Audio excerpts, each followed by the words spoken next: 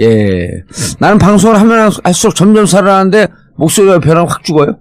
기운이 없어가지고. 졸려요? 아니요. 벌써 몇 탕이에요, 지금. 일단 여러 탕 뛰는 거. 아, 진짜 보도자 신기해, 정말. 몇 탕을 뛰고도 이렇게 쌩쌩하니.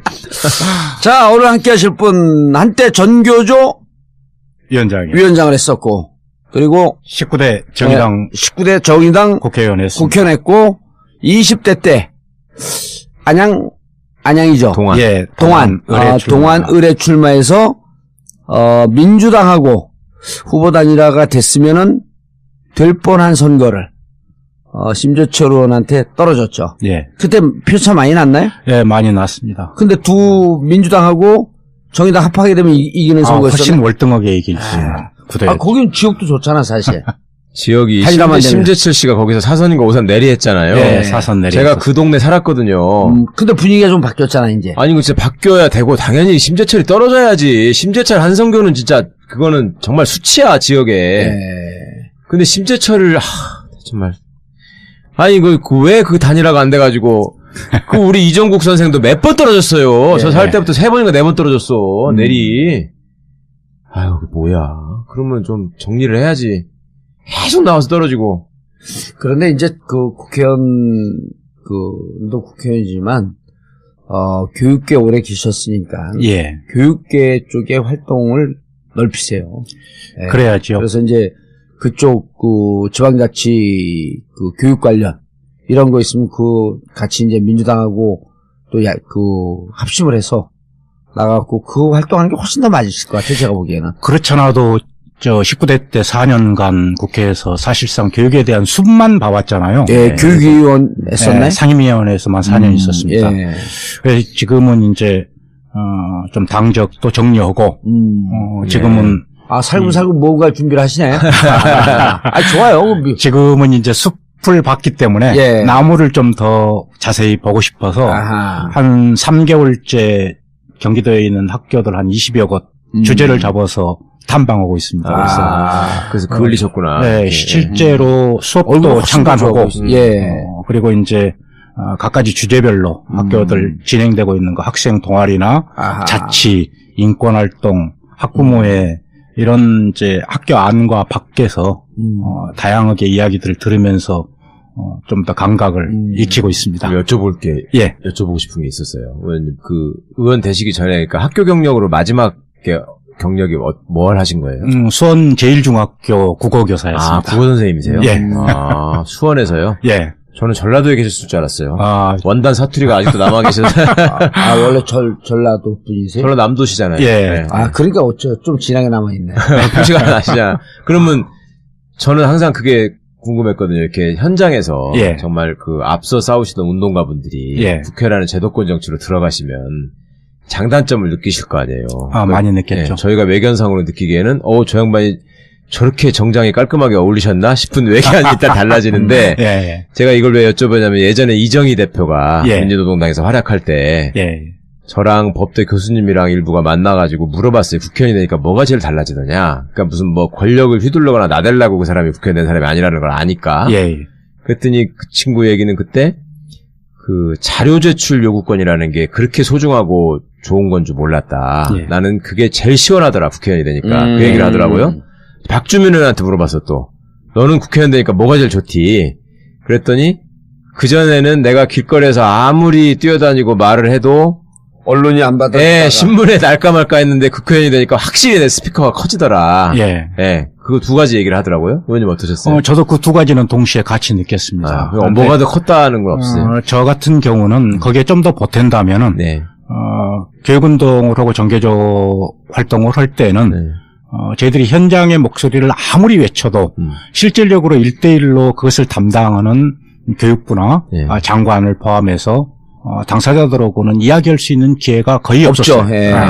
교육부 과장만 해도 힘들었잖아. 그런데 이제 장관하고도 그런 교육 문제에 대해서 1대1로 논의할 수 있는 이런 여건이 굉장히 좋았고요. 그럼에도 불구하고 구조상 여러 가지 일들을 많이는 못했습니다만은 거기에 하나를 더 보탠다면은 자세였습니다. 이 정교조 위원장 출신이고 오랜 교육운동 경험이 있으니까 국회에 들어와서 저런 모양을 보이는 거다라는 지적이나 인상을 받지 않기 위해서 자세가 훨씬 더 조심스러워졌고 걸음걸이부터 시작해서 말투까지 그리고 복장까지가 조심을 안 할 수가 없었습니다. 그게 저 혼자만 욕을 얻어먹는 거라면 모르지만은 함께 왔던 그런 분들까지를 이렇게 싸잡아서 이 욕을 먹게 할 수는 없었기 때문에 아주 극심할 정도로 조심했었어요. 그런데 아니 이런 거에 뭐냐면 제가 끼어들어서 잠깐 얘기하면 자칫 잘못하면 이런 게 있거든요. 운동권 진보 진영의 찌질이들 이런 이 선입견들이 있어요. 그걸 이제 그 선입견을 한 방에 깬 게 이제 나 같은 사람들인데 내가 맨날 댄디 진보가 가서 내가 맨날 그러잖아. 난 당신들보다 돈도 많아. 차도 좋아. 제일 중요한 게 뭔지 알아? 그러니까 뭐예요, 그럼? 당신들보다 잘생겼어. 근데 그렇지 않게 선입견을 갖고 진짜 뱁새 눈을 뜨고 쳐다보는 사람들이 많았어요. 그렇겠죠. 뭐라도 흠집을 하나 잡으면 상임위에 실제로 들어가서 논의를 하는데 아무 관계없는 이 의제인데도 불구하고 저 앞에 앉혀놓고 이제 정교조에 대한 비난과 비판부터 하는 거예요.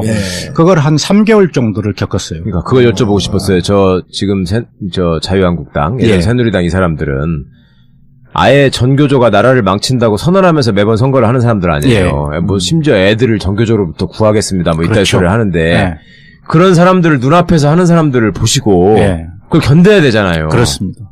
어떻게 하셨어요? 단순하게 견디는 것뿐만이 아니라 그런 직접적인 비난, 관계없는 비난까지도 감수해야 됐기 때문에 제가 오죽 오면은 의사진행 발언을 얻어서 금방 발언하신 내용을 듣고 마치 얼굴에다 숯불을 뒤집어 쓴 것 같습니다. 제가 그렇게까지 표현할 정도였고 그럼에도 불구하고 그분들하고 똑같은 행태의 어법이나 자세를 가지고 대응할 수는 없었어요.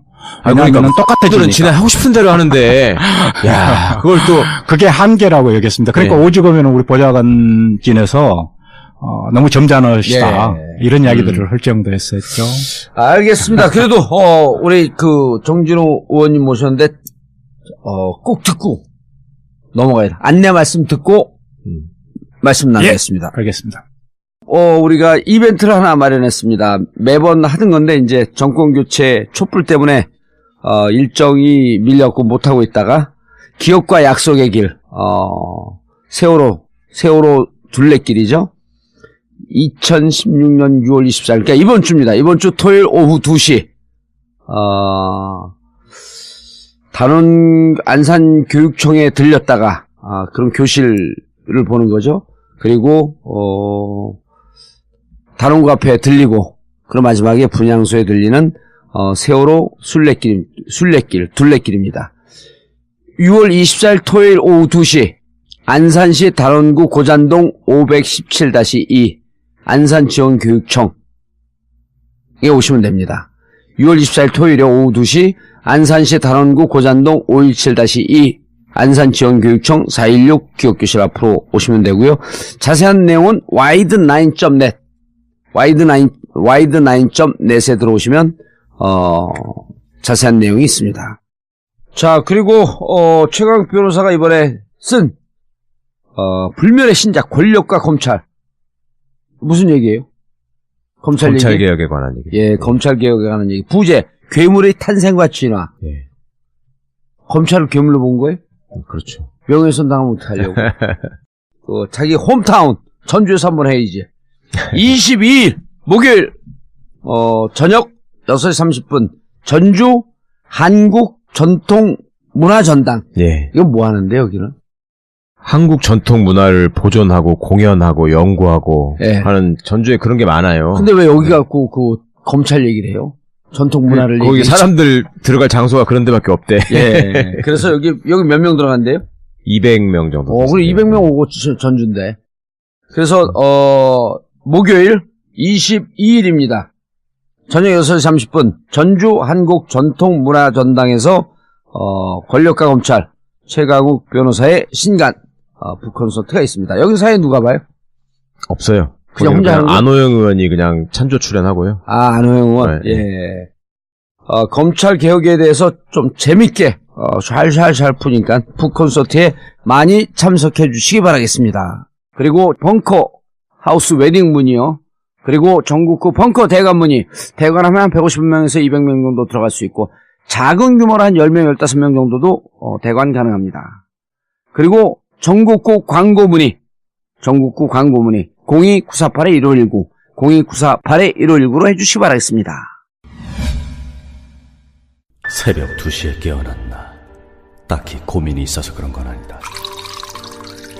새벽 5시에 일어났나. 새벽 6. 아우, 이 인간이 잠도 못 자게 화장실을 들락거려. 남성 활력과 전립선 건강, 하루 한 알로도 충분합니다. 소팔메토, 옥타코사놀, 아연, 비타민 A, D, E까지 하루 영양 기준치 100%를 꽉 채운 메가셀 남자의 활력. 지금 바로 인터넷 검색창에 메가셀 남자의 활력을 검색해보세요. 새벽 2시에 깨어났나. 딱히 고민이 있어서 그런 건 아니다. 새벽 5시에 일어났나. 새벽 6. 아우, 이 인간이 잠도 못 자게 화장실을 들락거려. 남성 활력과 전립선 건강, 하루 한 알로도 충분합니다. 소팔메토, 옥타코사놀, 아연, 비타민 A, D, E까지 하루 영양 기준치 100%를 꽉 채운 메가셀 남자의 활력. 지금 바로 인터넷 검색창에 메가셀 남자의 활력을 검색해보세요. 영부인 김치, 좋은 재료와 최고의 맛으로 이미 많은 분들의 찬사를 받았습니다. 김치명인 박영자 선생님의 손맛. 전북 진안 고원에서 생산된 100% 국내산 최고급 재료로만 담궈진 영부인 김치. 한 번 드신 분이 다시 찾는 비율이 90%를 넘는 식단의 절대 강자 영부인 김치. 인터넷 검색창에서 영부인 김치를 검색하거나 02-948-1519, 02-948-1519로 주문하세요. IMTV 마켓, imtv.or.kr, imtv.or.kr에서도 구매하실 수 있습니다. 영부인 김치.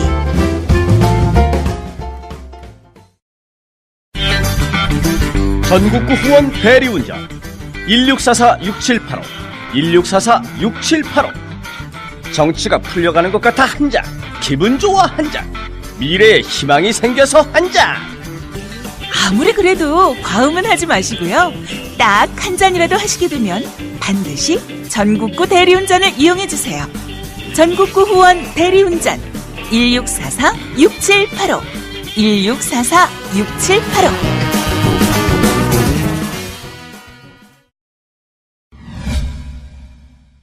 자, 지금 문재인 정부가 출범하고 교육정책, 교육개혁 시급해요. 예. 그런데 좀 우려된다. 그렇습니다. 예, 그래서 오늘 우리 교육정책에 대해서 성공하기 위해서 그냥 문재인 대통령의 정책이 위험하다라고 하는 것보다도 주위에서 같이 손을 잡고 나가야 될 분들이 조금 오버하면서 뭔가 지금 교육계의 반발을 조직적으로 나올 수 있는 자양분을 오히려 제공하고 있다.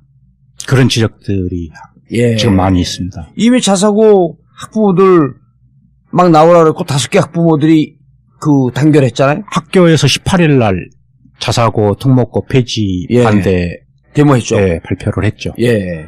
근데 그게 5개 학교에 국한되는 게 아니라 이후에는 제가 들여다본 사이트나 이런 데서는 굉장히 그분들의 결집 현상이 나타나고 있는 것을 봤어요. 굉장히 우려스러운 지점 중에 하나입니다. 어떻게든 이걸 막아내고 자사고를 지키고. 교육이 사실상 큰 줄거리에 대한 이 국민적 합의나 이런 게 없이 그때그때 필요한 내용들을 땜빵식으로 이렇게 해온 체제이지 않습니까? 예. 그래서 국민들의 이 교육이 변해야 된다는 요구는 누구나 다 하셔요. 그런데 오랫동안 그렇게 유지되어 온 체제이기 때문에 굳어진 현상들이 있고 거기에 또 부응하는 분들이 있고 이런데 가장 중요한 것은 현재 학생들을 대상으로 이어지는 것이기 때문에 그 피해는 고스란히 학생들에게 돌아갈 수밖에 없다는 거죠. 문제죠, 그래서 특히 이제 문재인 정부가 출범하고 난 다음에는 국민적 여망이 굉장히 높고 지금까지 해오신 것들에 대해서 많은 박수도 받고 있고 교육계 내부에서도 제가 만나본 이 교육계 내부나 학부모들이나 바깥까지도 교육에 대한 변화에 대해서 굉장한 기대를 가지고 계셔요. 그런데 그 기대가 만족할 만한 수준의 변화로 이어지기 위해서는 예. 우선적으로 필요한 것들이 있는데 그런 현상들이 좀 안심하고 기대할 만한 수준이 아니라 염려를 더 자극하는 이런 형태로 자꾸만 나타나고 있어서 이제 안타까운 거죠. 예. 가장 이제 대표적인 경우가 얼마 전에 있었던 일부 교육감님들이 특목고 자사고 폐지. 예. 전격적으로 선언해버렸어요? 예. 2019년, 2020년이라고 말씀하시거든요. 근데 첫 번째는 2019년, 20년은 지금 교육감님들이 다시 당선돼야 된다는 것을 전제로 하는 거고. 선거가 18년이니까. 그렇죠. 그러네. 네. 그러니까 자사고 외고 폐지가 아니라 내가 꼭 당선되겠습니까? 이런 선언을 한 거네. 자칫 잘못하면 그게 정치적인 이 발언으로 오해될 소지가 있고, 그런 정치적인 발언이 그것을 해서 끝나면 모르지만은, 아까 말씀하셨듯이 특목고나 자사고에 벌써 수정났어요, 지금. 네. 이게 지금 19년, 20년은 지금 다니는 학생들 졸업하면 없앤다 이런 뜻으로 그 기한을 잡으신 건가요? 지금 1학년들이 19년 돼도 3학년인데? 초중등교육법 시행령에 보면은 자사고 특목고는 지정되고 나서 5년마다 한 번씩 평가를 해서 심사에 재지정을 하도록 하고 있죠. 그럼 지정을 안 하면 되는 거구나. 19년은 어느 지역이에요? 19년이 제일 먼저 도래하는 것이 경기도입니다. 경기도. 그다음에 20년이 계속 이제 19년부터 20년까지가 전국에 있는 이 84개 특목고 자사고에 대한 평가가 이루어지는 이게 거죠. 서울보다 경기도가 먼저 생긴 거예요? 그렇습니다. 제일 먼저 평가가 도래하는 것이 경기도입니다. 19년에. 그 다음에 이제 19년서부터 20년 사이에 전국에 있는 84개의 자사고 특목고가 전부 다 심사를 받게 되는 그러면 과학고, 외고 이런 것들도 다. 그렇습니다. 과학고, 외고, 자사고. 그리고 이제 서울과 경기에 많이 있죠. 외국고등학교. 근데 이제 외국고등학교나 자사고는 사립고등학교니까 외국고등학교도 공립이 있고 사립이 있어요. 그렇죠. 그렇기 때문에 그렇죠. 그리고 이제 공립도 있나요? 공립도 있습니다. 외고 경기외고 이런 거. 공립이 14개입니다. 그리고 사립이 17개. 총 자사고가 외국고등학교가 총 31개예요. 그리고 이제 국제고등학교 사립 17개. 국제고등학교라고 이름 붙여진 학교가 7개 학교. 자사고가 46개. 이렇게 됩니다. 국제고는 다 공립인가요? 아니요. 거기도 공립이 6개고 사립이 한 군데가 있습니다. 하나 있어요? 이게 순기능도 있는데 어쨌든 지금 가장 문제가 되는 게 이게 이제 공교육 시스템을 거의 붕괴시켰다라고 하는 게 가장 큰 문제 아니에요? 그렇습니다. 그러니까 이쪽으로 학교를 우선 애들 다 뺏기고 보내고 난 다음에 공교육은 고등학교 때부터 2등 국민, 3등 국민이 되는 거 아니에요? 학생들도 그렇게 그렇게 생각하는 거 아니에요? 그러니까 우리 교육에 있어서 가장 큰 문제로 지적받고 있는 것이 그동안에 이런 학교들을 만들어버림으로써 교육의 격차가 엄청나게 벌어져 있다. 그래서 이제 일반 고등학교에 사실상 슬럼화가 이루어지고 있다. 그래서 일반 고등학교는 거의 포기 상태 아니냐 이런 지적을 하시는 분들이 있죠. 자사고 외고 하면 과고는 빠지네요. 과고는 특목고에 들어가죠. 특목고. 그러니까 과학고는 폐지하겠다라고 하는 얘기는 안 나오나요? 그렇죠. 아직 거기는 사실상 영재 학교나 이런 것으로 되기 때문에요. 아니, 특목고에는 외고하고 과고가 다 들어가는 거잖아요. 다 들어가는데 특목고 폐지가 아니고 외고 자사고 폐지에 지금 아까 특목고라고 그러셨는데. 특목고 중 외고 자사고는 외고는 실질적으로 외국어 전문 학생들을 육성하기보다도 그렇죠. 입시학원이 인문계가는 의대가는 입시학교화 됐기 때문에 이것을 없애겠다라고 하는 거고, 과학고는 그나마 설립 취지에 맞춰서 운영되는 학교들이 꽤 많이 있는 거죠. 그렇죠. 그러니까 특목고등학교가 전국에 152개예요. 그런데 이제 거기서 아까 말씀드렸던 외국어고등학교, 국제고등학교를 빼고 나머지 과학고등학교, 예술고등학교, 체육고등학교, 마이스터고 이런 학교들이 이제 있는 거죠. 근데 거기는 사실상 이 설립 취지에 맞게 운영이 되고 있는 거 아니겠습니까? 그래서 외고와 자사고가 가장 큰 문제다. 그렇죠. 국제고등학교까지. 국제고등학교도 문제가 많던데요. 2학년 때 무슨 지나가는 게 있다 보니까 3학년 교육이 이상해져 버리고 그것도 다 또 의대 가려고 또 이상한 짓 하고 이래가지고. 의대 가긴 하죠, 사실은. 순수과학, 기초과학을 좀 해줬으면 좋겠는데. 그러니까 아까 말씀드렸듯이 교육 격차가 벌어지는 게 계층 간의 문제, 그다음에 도농과 도시와 농촌 간의 문제, 그리고 이런 현상들이 돈에 의해서 사실상 성적이 이 좌지우지되는 이런 현상이 국민들에게는 불공정하게 보이는 거잖아요. 거기다가 이제 우리는 미래에 대한 대비를 해야 된다라고 이야기하면서 여전히 이러한 교육 현상을 유지하게 된다면 과연 미래가 보이느냐 이런 이제 의문들이 제기되고 있는 거죠. 아니 그리고 보면 오늘도 이제 우리가 이거 하기 전에 이제 아주 고통스럽게 좀 이율배반적인 삶을 살 수밖에 없는 사람들이 있어요. 뭐냐면 진보적 가치관을 갖고 있는데 공교육 공립 일반 공립학교 사립학교 이런 데 보내면 일반 학교죠. 그럼 이게 뭐 대학교 제대로 못 갈 것 같으니까 애들은 공부를 좀 잘하고. 그러니까 어쩔 수 없이 자사고 보내는 사람들이 꽤 있어요. 요즘 저한테 문자 무지하게 많이 와요. 나는 자사고 외고 이런 거 있는 거 반대한다. 근데 어쩔 수 없이 애가 가고 싶어서 놓는데 실질적으로 애가 그냥 일반 학교 갔으면 공부도 안 하고 뭐 성적도 떨어지고 대학도 제대로 못 갈 것 같은 두려움이 있다. 그러면 자사고 정책, 외고 정책 없애야 되는데 없애려면 또 대안이 뭐가 있냐. 현실적으로 불안한 거죠. 현실적으로. 그러면서 학부모들 만나면 뭐라 하냐면 왜 여기가 좋습니까? 그러고 자기가 다른 학부모들에게 여쭤본다는 거예요.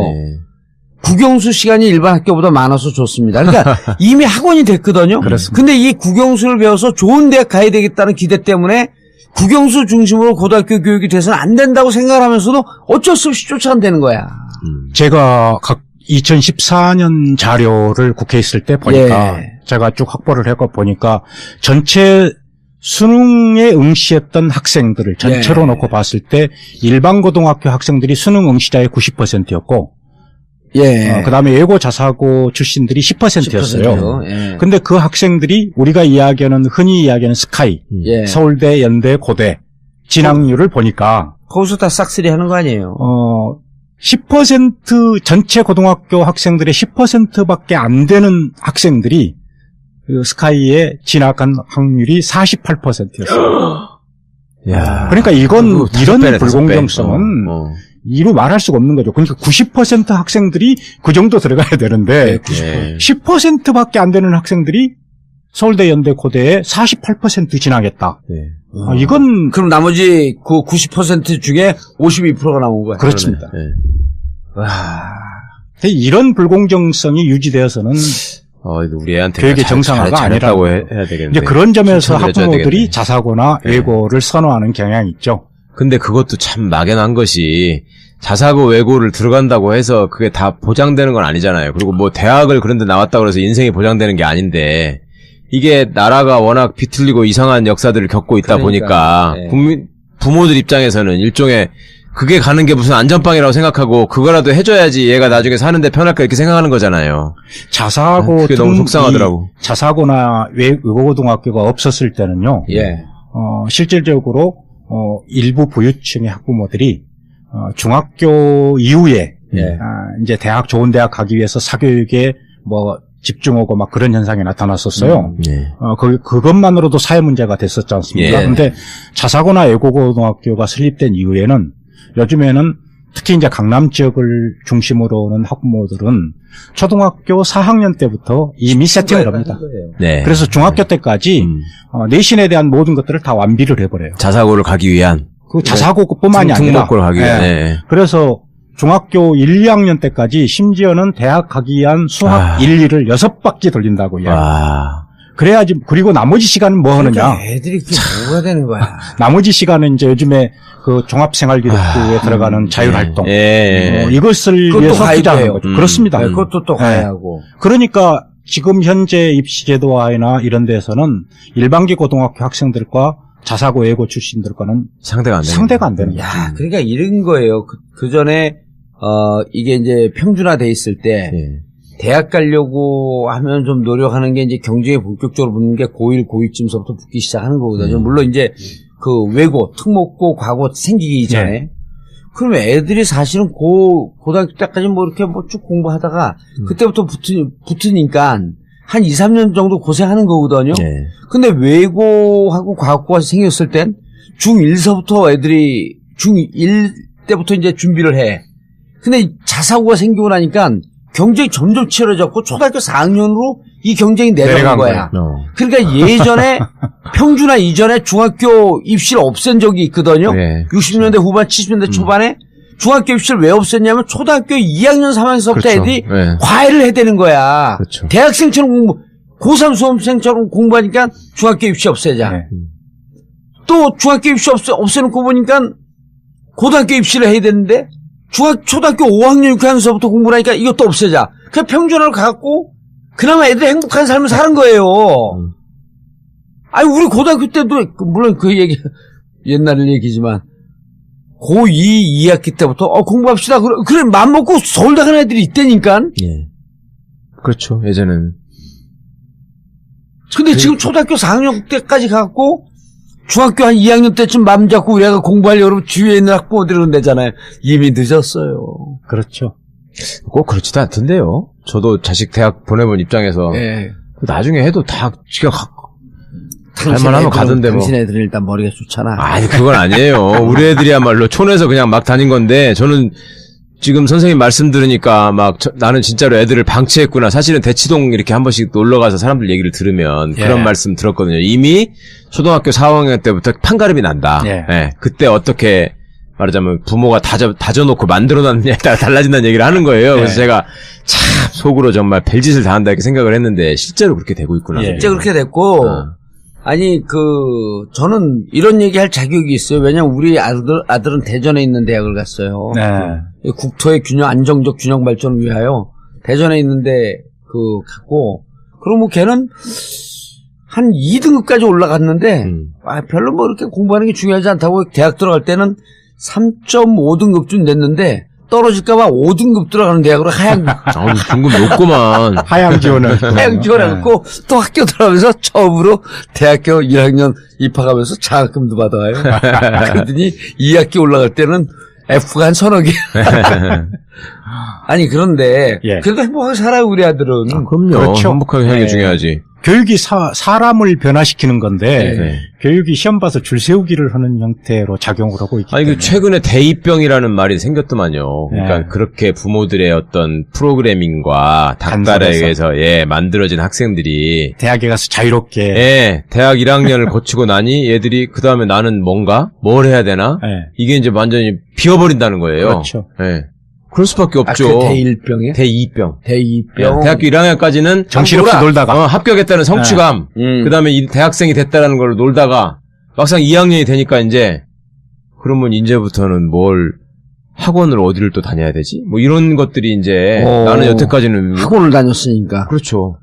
그런데 그래서 대학생들이 다시 학원 가잖아요. 또. 그러니까 우리 아들은 대학교 2학년 됐거든. 1학년 때 그렇게 놀고 F 받고 그러더니 지금은 밤을 새워서 과제를 해요. 그건 내가 너 미쳤냐니까 아빠 나 이거 놀러 가면 안 돼. 숙제해야 돼. 맛을 들인 거지 이제. 막 해 이거를. 그리고 우리 건물에 와갖고 어디 공간 하나 빈데 아빠 우리가 내가 경영학을 공부하는데 여기 옆가에 소주방을 만들면 이게 터질 것 같은데. 사업구사까지 벌써. 아니 그러니까 이게 무슨 서비스 경영과 이런 거니까. 내가 그래서 그냥 살던 길로 계속 가세요 아저씨. 클럽 가서 놀고 그냥 그걸 하세요. 자 그런데 이 학교들을 일본에 어떻게 없애요? 2019년에 어떻게 없앨 것이며 그러니까 무조건 이 기준에 규정은 있을 거 아니에요. 그러니까 지정을 안 해버리면 없어지는 거잖아요. 그러니까 이게. 없앨 수 있는 방법은 3가지 정도가 됩니다. 그러니까 지금 나와 있는 근거, 설립 근거. 근데 정 의원님.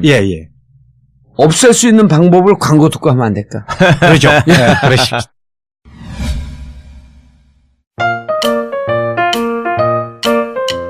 보험 모두 다 가입하고 계시죠? 그런데 잘 계산해 보셨나요? 아마 그렇지 않았을 겁니다. 하지만 따져보세요. 조금만 따져보면 훨씬 큰 도움이 됩니다.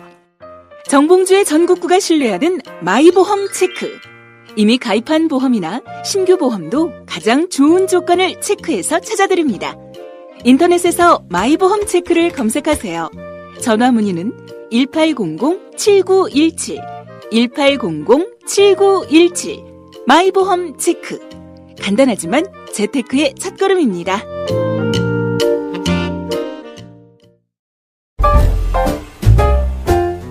결혼.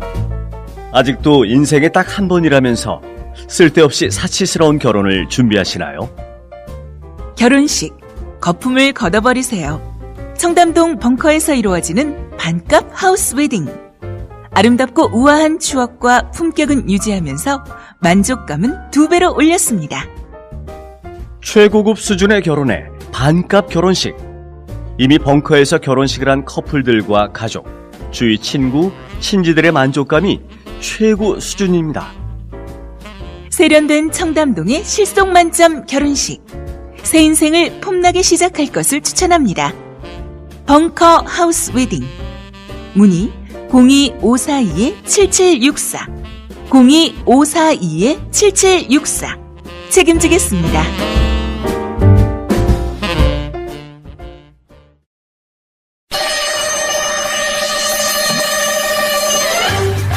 전국구 에어컨. 사무실, 업소, 빌딩, 관공서, 냉난방이 필요한 그 어디에나 전국구 에어컨. 제품 선정, 설계부터 시공까지, 그리고 에어컨 세척까지 전국구 에어컨. 031-403-2331, 031-403-2331. 검색창에서 전국구 에어컨을 검색해주세요.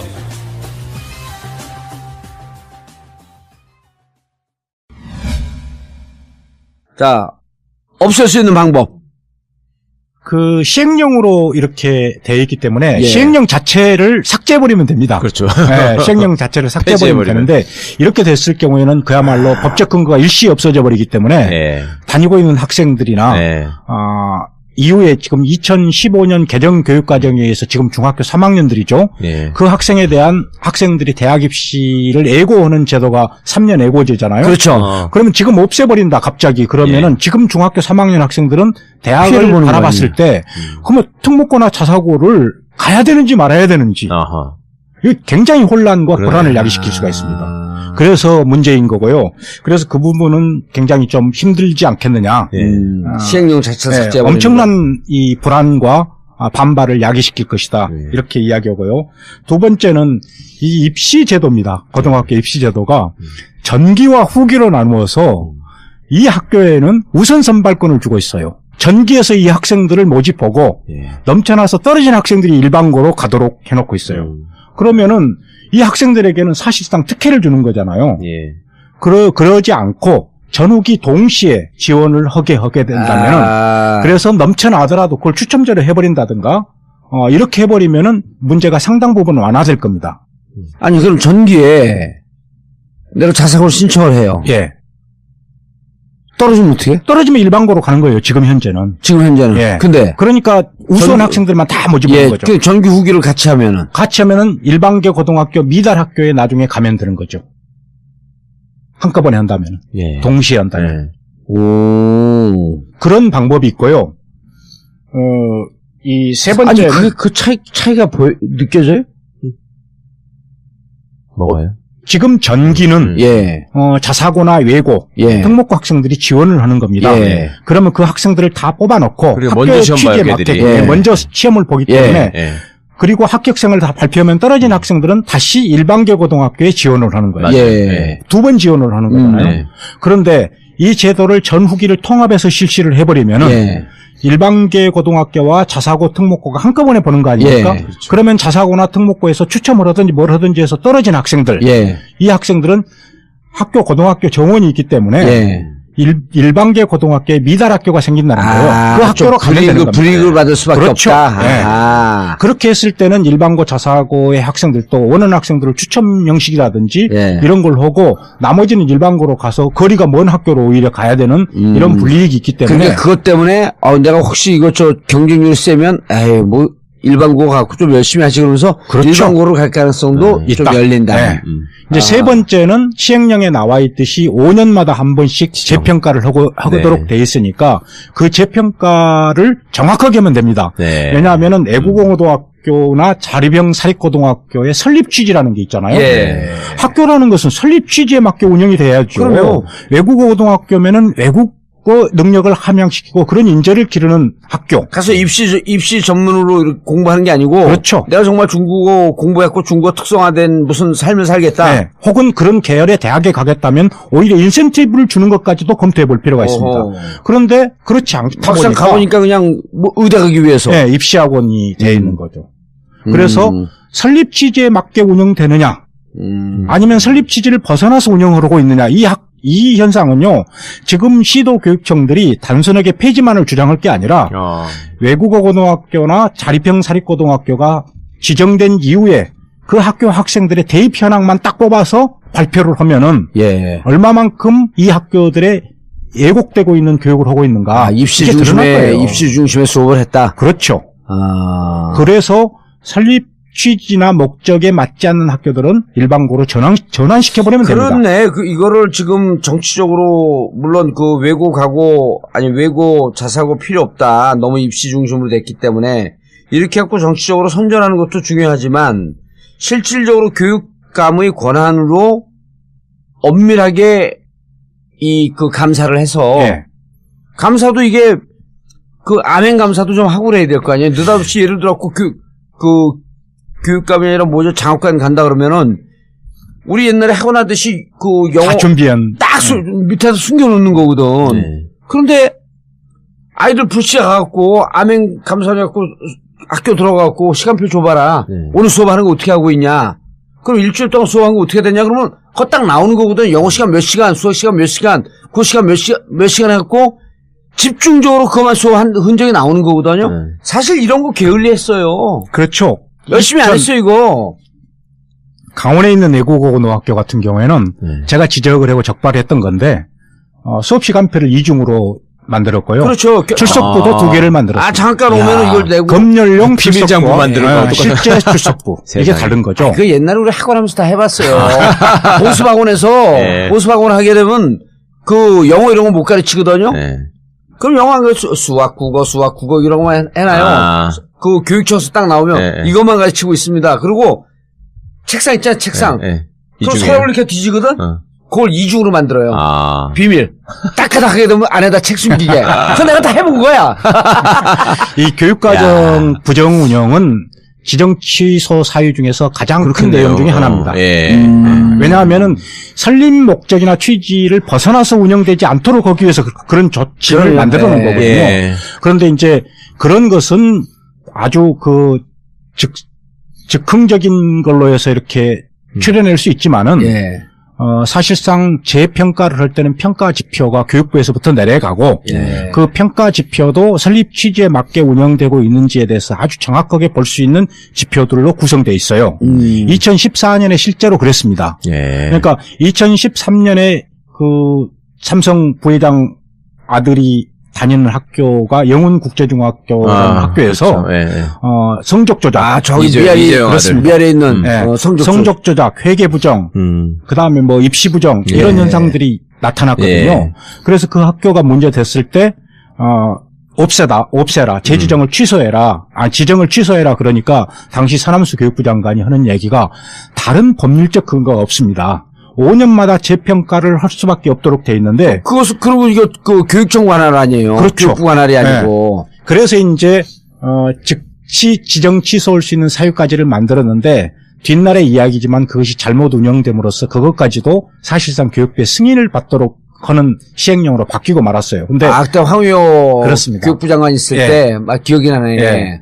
근데 이제 문제는 평가. 그때 교육감 누구였었어요? 서울은 조희연.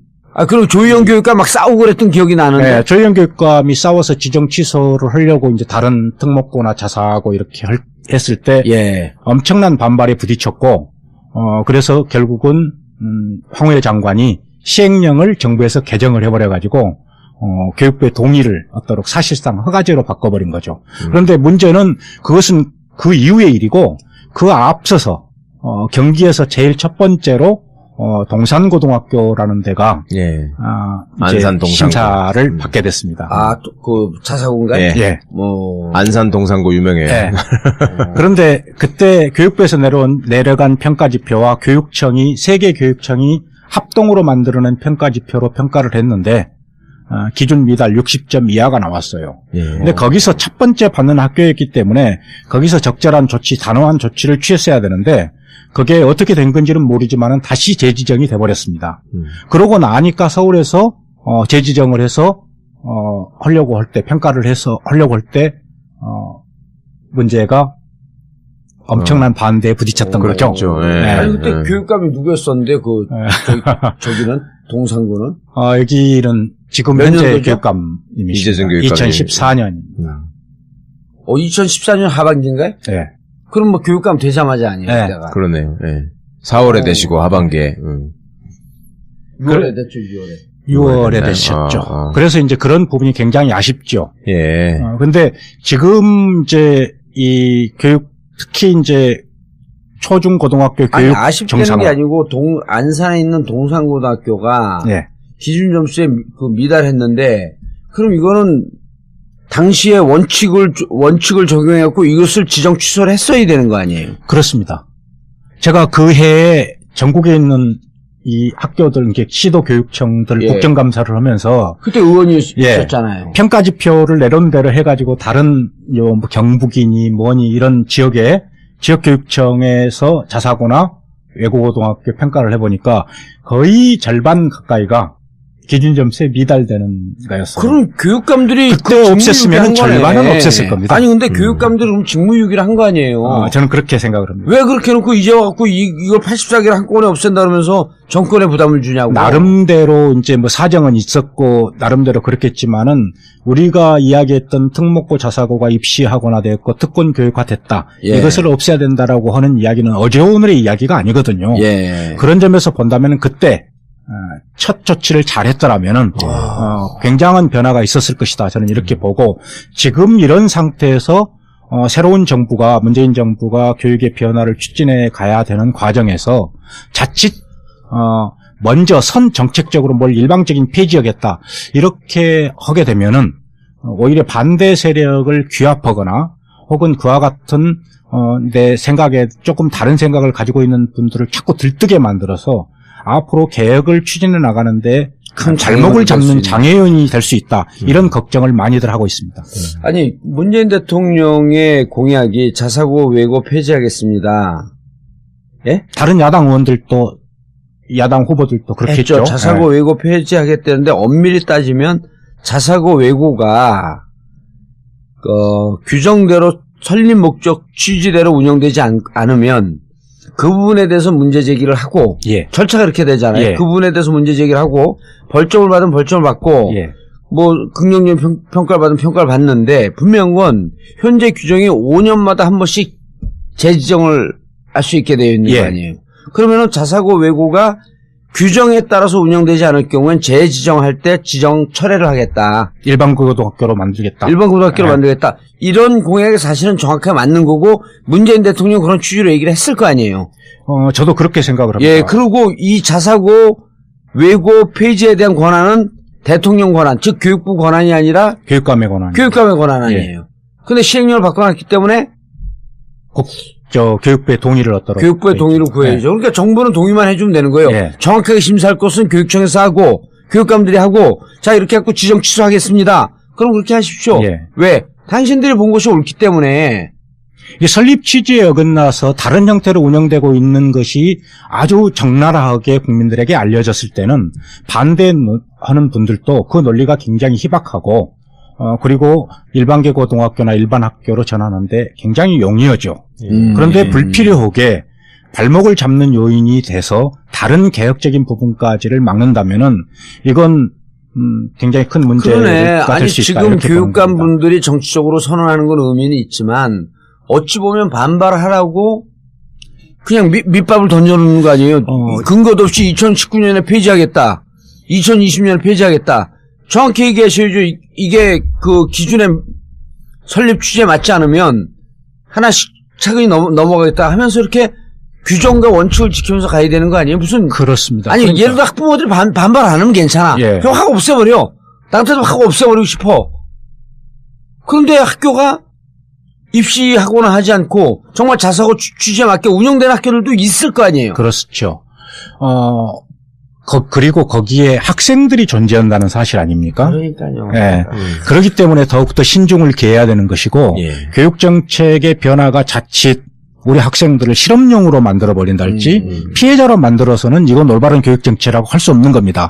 그 학생들과 학부모들까지가, 수용할 수 있는 방안으로, 변화가 이루어지고 개혁이 됐을 때, 저는 교육이 올바른 방향으로 발전할 수 있다, 이렇게 보는데, 어느 날 갑자기 선언하듯이 해버리면 굉장한 혼란과 반대를 부추겨버리는 거거든요. 생길 때는 근데 갑자기 만들어 놓고, 예. 없앨 때는 또 그런 시간을 가지고 이렇게 해야 된다라고 하면. 생길 때는 결국은 변화가 만들 수 있죠. 왜냐면 학생이 없으니까. 아니, 그러니까. 그러면 결국은 말하자면 만들어 놓으면은 일종의 기득권을 가진 사람들이 생기고, 당연히 거기에 저항하는 사람이 생기기 마련이고, 선의의 피해자도 있을 수 있는 것인데, 네. 그렇다고 해서 이거 그냥 언제까지 또 놔둘 수도 없는 일이잖아요. 그런데 언제까지 놔둘 수 없는 게, 서서히 이제 이게 일반 학교로 전환할 수밖에 없는 게, 네. 설립 취지에 안 맞게 운영되는 데들이 한 7, 80%예요.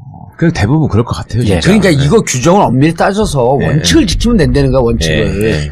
특히 교육 개혁이나 교육의 변화는 대단히 정교해야 되고, 그리고 어느 날 하루아침에 바꿔버리는 것은 엄청난 혼란을 야기할 수 있거든요. 교육은 틀면은 30년을 보고 틀어나가는 거예요. 왜냐면 한 세대에 영향을 주는 거기 그렇습니다. 때문에 우리처럼 이 교육을 잘 이해하지 못한 사람들한테 이런 얘기가 좀. 아니, 사실은 교육 분야에 대해서 이게 다 학생들이 있고 자기가 학부모라고 생각하니까 많이 안다고 생각하는데 사실은 보면 진짜 모르는 게 몰라요. 교육이에요. 그럼요. 그리고 제가 2004년도 이해찬 총리 청문회 할 때 제가 청문위원이었거든요. 그 양반 교육부 장관 될 때? 총리 청문회요? 총리요. 총리 될 때. 그 양반이 98년도에 교육부 장관 했었고 2004년은 총리 청문회 하는데 그때 반대하는 의원들이 이해찬 총리 안 된다. 그러면서 뭐라 그러냐면 하나만 잘하면 대학 들어간다고 하면서 대한민국 교육을 망쳐놓은 사람입니다. 이해찬 세대 얘기하면서. 이해찬 세대 얘기를 하면서. 그리고 그때 이해찬 세대 그리고 무슨 연금 문제 때문에 교사들이 다 옷을 벗었다는 거예요. 수천 명이. 근데 보니까 그게 이해찬 총리가 만들어 놓은 것 때문에 한 게 아니고 그때 교육부 정책을 잘못 발표해갖고 불안한 교사들이 옷을 벗은 거예요. 무슨 연금 문제. 그러니까 이해찬 총리가 한 것도 아닌데 독박을 쓴 거야. 그리고 그 분위기를 만든 교장들이 있었어요. 교총도 있었고. 근데 이제 하는데 그때 그 얘기를 하면서 그때 뭐 우리가 교육 정책을 좀 잘못하고 너무 신중하지 못하겠습니다. 그래서 자기가 잘못했던 걸 받아들이더라고. 그 내가 이제 쉴 때 점심 먹을 때 아니 의원님 후보님 그때 당시에 이렇게 조직하고 문제했던 교장들이 있잖아요. 왜 그 교장들이 문제 있었고 그 사람들이 조직적으로 음해했다 이런 얘기를 왜 안 합니까? 그랬더니 내가 그때 이해찬 총리 보고 존경을 한 거예요. 그때 교육부 장관 출신 아니야. 제가 교장들을 비판할 수 있죠. 그분들 다 퇴직한 사람들도 있고 현직에 있는 사람들도 있는데 이 교장을 비판하는 순간 이 교장에게 교육을 받았던 학생들 그 학부모들 이분들을 싸잡아서 다 비판하는 거기 때문에 교장을 비판할 때는 지극히 신중해야 한다. 교사들 비판할 때도 신중해야 된다. 그래서 그때 마지막으로 이런 얘기를 하는 거예요. 교육정책을 바꿀 때는 30년 동안 변화하는 거기 때문에 30년 뒤에 어떤 결과가 나올지 몰라서 교육정책은 정말 신중하게 지금 바꾸는 게 30년 뒤에 결과가 나온다. 그래서 신중하게 교육정책을 해놔야 된다. 그러니까 이게 대못 박듯이 지금 교육정책을 자석을 만들어 버렸잖아요. 이 사람들 교육에 대한 두려움 없이 그냥 만들어 버린 거야. 어쩔 수 없어. 근데 만들어졌단 말이에요. 우리는 이것을 다시 대못을 뽑을 때는 정말 신중하게. 왜냐면 거기 학생이 있기 때문에. 그렇습니다. 그래서 언제까지 폐지하겠다. 설립 취지에 맞지 않게 운영하게 되면 이것은 공립학교로 전환하겠습니다. 그리고 또 다른 한편의 교육개혁의 문제라고 하는 것이 교육관료들의 문제도 심각하잖아요. 지난번에 개돼지 발언 그 선수도 교육부 관료였고. 그러니까 공무원 사회를 잘 모르던 분들이 공무원들을 실제로 접해하고 나서 제가 이렇게 겪어보니까 제일 실망하는 조직이 외교부고요. 예. 외교관이라고 하면은 퍽이나 그럴싸하게 보이는데 막상 그 안에서 돌아가고 있는 그 사람들의 관행이나 사고방식이나 이런 거를 보면은 진짜 그 들이 많거든요, 외교부에. 예. 꽉 하면 거짓말하고. 그러니까 이게 뭐 군인 검사 이게 제일 나쁜 것 같은데 알고 보면 더 심한 사람들이 있어요. 그리고 또 들여다보고 나서 실망하는 또 대표적인 조직이 교육 관료들이더라고요. 어떻게 교육을 담당하는 사람들이 저런 사고방식에 저렇게 썩어있냐 이런 얘기들을 많이 하시던데 이거 어쩌면 좋아요. 예산은 또 갈수록 많이 쓰고. 예, 교육의 지금까지의 이 체계가 교육행정 체계가 예. 위에서부터 내리꽂으면은 그냥 학교까지 상명하달식으로 전달되는 거였어요. 거기에 문제를 제기하는 세력은 이단 세력화해서 계속해서 사회적 성토를 받았던 겁니다. 그 중에 이제 대표적인 게 뭐 교원단체, 뭐 정교조 같은 그렇죠. 경우지 않겠어요? 이게 개인적으로도 그렇습니다. 그래서 지금은 어떤 형태로든지 교육이 변화되어 가는 것을 국민들은 뭘로 느끼냐 하면은 학교에서 느끼는 거예요. 학교에서 뭔가 변화가 일어났을 때, 교육이 변하고 있구나. 요걸 느끼는 것이고, 그렇죠. 그 학교의 변화를 수용해서 입시제도라든가 하는 교육 정책을 만들어 가야 되는데, 밑으로부터의 요구가 아니라, 위에서의 생각, 요것으로 맞아요. 교육이 만들어지니까, 이런 뭐 자사고가 생겨났고, 애고고등학교가 생겨나고 그랬던 거 아니겠습니까? 그 당시에 애고고등학교가 만들어지고 막 그럴 때도, 뭐 이조 전 장관, 그 예전에 김영삼 정부 이후에 이 수요자와 공급자로 나눠서 교육을 분리를 했잖아요. 수요가 있는 곳에 공급을 만든다. 이래서 만들었던 거예요. 완전히 경제 이론이에요. 그렇죠. 완전히 경제 이론이죠. 노동경제학자. 그런 소위 수월성 교육 운운하면서 그렇습니다. 옛날 저기 학교를 원하니 만들어주마. 그게 이런 형태로 오면서 입시학원화 되고 사실상 교육 생태계 전반을 다 흔들어버린 겁니다. 그래서 학생들한테 학교 선택권을 뺏어면 어떻게 합니까? 그러면서 평준화 반대했던 거예요. 그렇죠. 학생들이 선택해서 갈 수 있는 학교를 만들자 그러면서 사실 어찌 보면 무척 그럴싸해 보이잖아요. 그럴싸한 논리를 그런데 이것이 서열화되어 있지 않고, 이 학교의 특성은 이게 좋아, 저 학교의 특성이 이게 좋아가 아니라, 서울대 갈 수 있는 학교, 고대 갈 수 있는 학교, 연대 갈 수 있는 학교를 선호하게끔 학교를 서열을 만들어버린 거예요. 그러니까 이게 자사고, 외고, 과고 이렇게 만들어 놓은 거거든? 그럼 누구든지 그 서열화 상층에 있는 학교를 가려고 그럴 거 아니에요? 그러니까. 그걸 만들어 놓은 다음에 학교를 완전히 공교육을 망가뜨려 놓은 상태에서 이게 학교 선택권이다. 이러고 얘기를 해버린 거예요. 대학 서열이 깨지지가 않으니 참 갈수록 이게 더 그렇고. 아니 그러니까 우리나라 그 68년 파리 그 뭡니까 그 교육혁명처럼 1대학 2대학 했고 그냥 다 그 국립대화 시켰고 그냥 뺑뺑으로 들어가면 안 돼요 대학을. 이제 대학 정책도 제가 이제 의원님도 이렇게 경험을 해보셨지만은 제가 대학 정책 관련해가지고 굉장히 많이 부딪혔어요. 그러시겠죠. 깜짝 놀랐던 것이 대학 총장들의 사실상 친목단체인 대교협이 교육부로부터 온갖 용역을 다 가져갑니다. 다 가져왔어요. 그 중에 가장 대표적인 것이 대학에 대한 평가를 가져가요. 그게 그나마 노무현 정부까지는 아니었었는데요. 이명박근혜 정권 들어와서 다 준 거예요, 대교협에다가. 그래서 제가 이럴 수가 있냐. 국민의 돈, 세금을 가지고 이런 형태를 운영해서, 교육 정책과 질서를 이렇게 어지럽힐 수 있느냐. 하다못해 대교협이 기타 공공기관이라도 지정을 받아라. 그랬더니 어쩌는지 아세요? 예산 심사를 할 때 제가 예산을 붙잡고 이야기를 하니까, 기재부에다가 기타 공공기관 신청을 했어요. 그래놓고 본회의에서 예산 통과가 되니까 취소를 해버렸어요. 이런 현상이 발생하는 기타 거예요. 공공기관이 있으면 예산을 쓰면서 자기들 심의를 받아야 되니까. 그래서 제가 그 다음에 대기업으로 가는 예산을 2분의 1로 딱 줄였는데, 이런 교육 체계와 논의 구조 질서 속에서는 올바른 정책이 나올 수가 없어요. 대기업 같은 경우도 국가 예산을 쓰는 거거든요. 교육부 지원을 받으니까. 그럼 국가 예산을 쓰면 감사원에 감사를 받는다든지 교육부에 감사를 받아야 되는데 교육부하고 왜냐하면요 교육부 관료들이 한 국장 그만두면요 대기업으로 가요 또 다. 그렇죠. 대기업은 그냥 거대한 공룡 조직이야. 그리고 거기서 대기업으로 가 있으니까 그 짬짬이 하면서 교육부에서 하는 모든 용역들을 다 가져가는 거거든. 이런 거야. 나하고 최강욱 여기 정진우 셋이 모였고 우리들끼리 우리를 평가하는 거야. 그럼 이번에 최강훈 너 1등, 그 다음에 나 1등, 그 다음에 정진우 1등, 계속 돌려먹는 거예요. 네. 그 교육부 예산 딱 나오냐, 이 교육부 예산 이렇게 나와 있는데, 막 우리끼리 경쟁하는 척 해? 지난번에 너 많이 가져왔지? 이번엔 너 조금 가져가? 알았어, 다음에 나 많이 줘.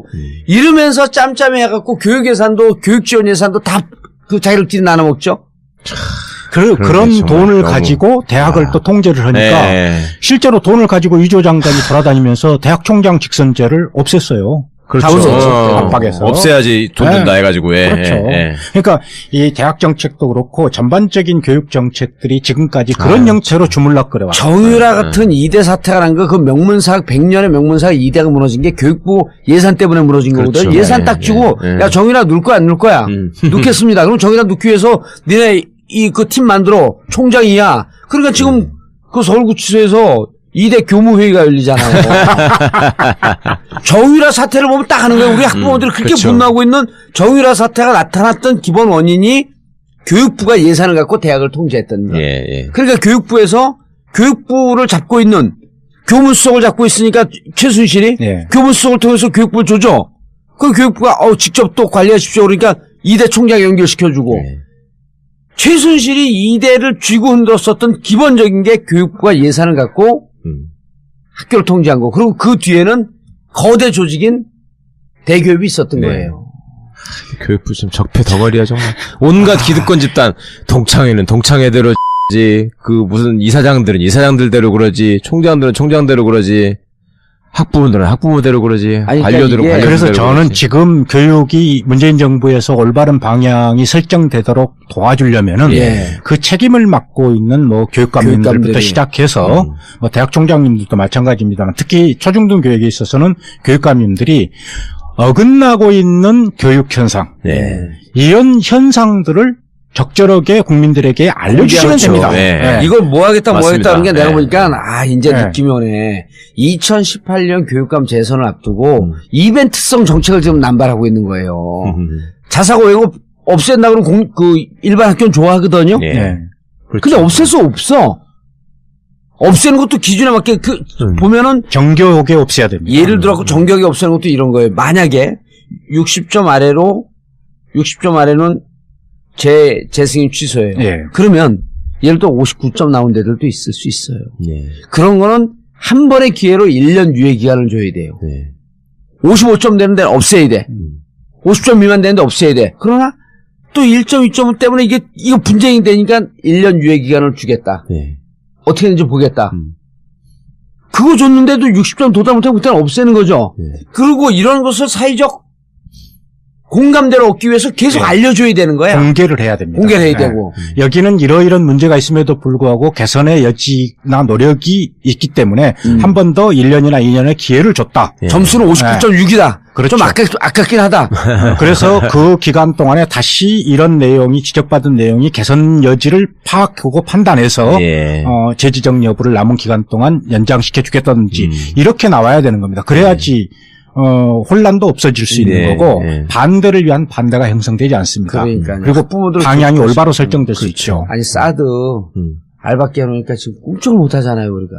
그럼 저 사드 철에 다 찬성하거든요. 저걸 하기 위해서는 저놈들은 확 대못을 버렸지만 저거 하느라고 외교 역량 총동원했고 3년 4년 걸리는 거예요 앞으로. 똑같은 거예요 교육도.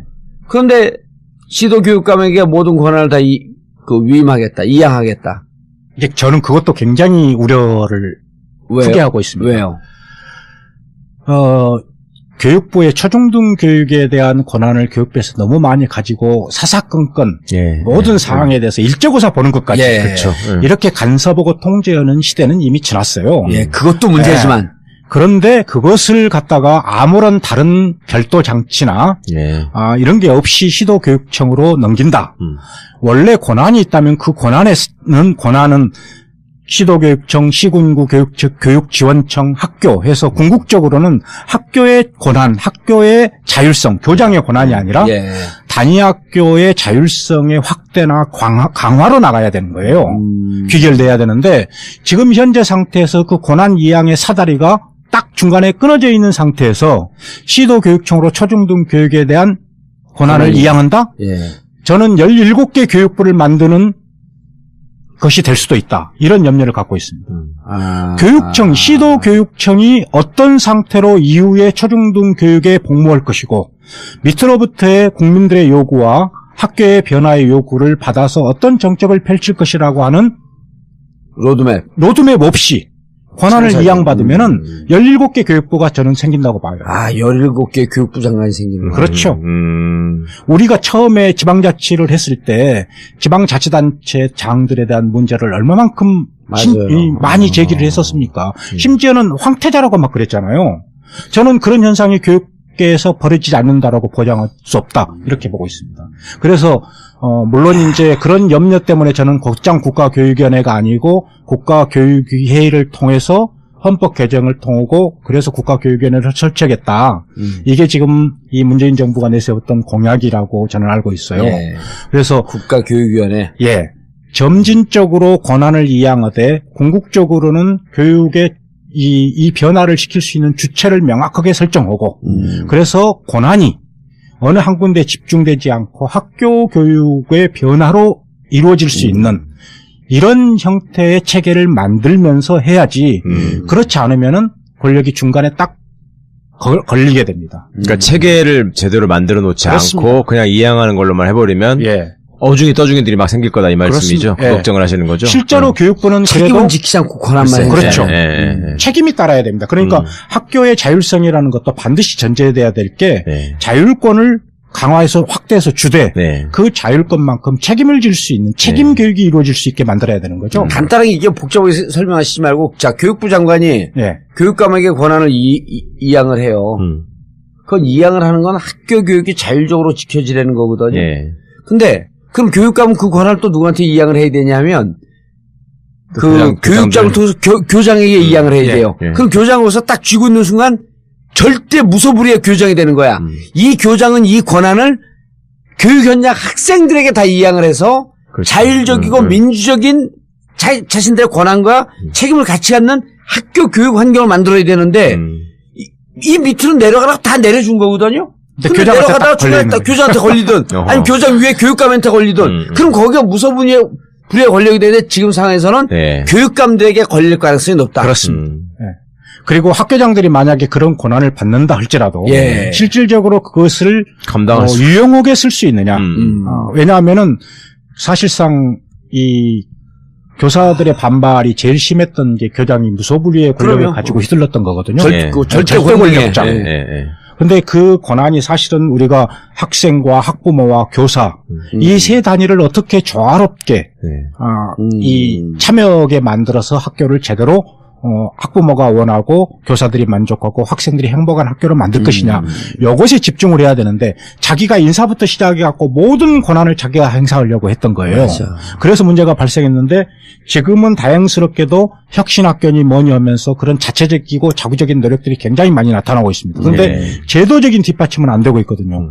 학교 운영위원회를 기구로 해서 만들었는데 사실상 지금은 어떻습니까? 교장이 통제하고 있죠. 그렇죠. 교장의 뜻을 합법적으로 추인해주는 기구가 되어버린 거예요. 그렇죠. 사립학교 같은 경우는 교장의 전횡을 추인해주는 기구가 된 거지. 플러스 지방에서 정치하려고 껍적거리는 사람들의 통로가 됐더라고요. 그리고 사립학교는 그마저도 심의기구가 아니라 자문기구예요. 자문기구. 그러니까. 근데 공립학교는 심의기구 아니에요. 그러니까 이런 문제들을 어떻게 잘 조화롭게 밑에까지 떨쳐나가게 할 것이냐를 고민하는 가운데서 권한 이양에 대한 이야기가 나와야지 그렇지 않은 가운데서는 우리 교육을 정말 왜곡시켜버릴 수 있는 가능성이 매우 높다. 이렇게 걱정하지 않을 수 없습니다. 촛불 이후로 조금 나아지지 않았을까? 뭐가요? 그 학교 교육 현장 학부모들의 이런 의식이나 이런 게 학부모들의 의식은 지금도 높습니다. 좋은데 이제 교장과 이런 그 행정 권력을 쥐고 있는 자들, 교장 위에 또 교육장이 있잖아요. 교육장 위에 교육감이 있죠. 그러니까 지금 이 권한 이양의 문제가 나온다면은 시도교육청의 역할이 무엇이고 시군구 교육지원청은 어떤 형태로 어떤 역할을 통해서 학교 교육을 지원하고 그다음에 학교 교육을 담당하는 교장이나 교감은 역할이 무엇인지가 보다 더 분명해져야 돼요. 지금은 우리는 의원님 아시지만은 교장, 교감 선생님을 가리켜서 관리자라고 지칭합니다. 그렇죠. 저는 더 이상 학교를 관리하는 관리자는 필요가 없다고 생각해요. 학교가 자유롭게 모든 아이들에게 다양한 교육을 하기 위해서는 학교장은 관리자가 아니라 학교 교육과정 편성을 하고 운영을 하는 교육과정의 설계자여야 되는 거예요. 그것을 그리고 감당할 수 있어야 되고 그것을 추동할 수 있어야 되고 그런데 지금도 여전히 교장, 교감은 관리자라는 인식이 팽배해져 있는 이 상태에서 권한이양이 학교로까지 이루어진다 하더라도 제대로 된 교육의 변화가 이루어질 수 있을 것이다. 그렇죠. 이렇게 보기는 어렵다는 거죠. 정교조가 열심히 활동해야죠. 대안도 제시하죠. 저는 정교조뿐만이 아니라 아까도 말씀드렸지만은 특히 이 일선 교육, 지역 교육을 책임지고 있는 교육감님들이 이런 현상들에 대해서 공개를 하고 바람직한 방향에 대해서 다양한 의견을 듣고 토론을 해야 된다고 생각해요.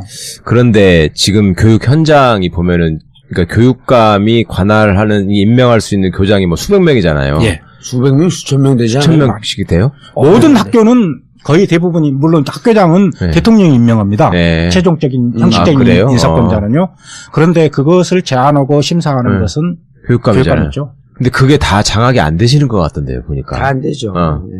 지금 저렇게 학교 개판치고 하는 데가 소위 우리 민주진보 교육감들이 계시는 데서도 막 속출하는 걸 보면 교육지원청의 중간에 있는 장학관들이나 교육 관료들이 그쪽들하고 결탁이 돼 있기 때문에 이게 소위 말해서 영이 안 서는 이런 게 생기는 건가요? 지금까지 승진 제도가 이 연공식 승진 제도였어요.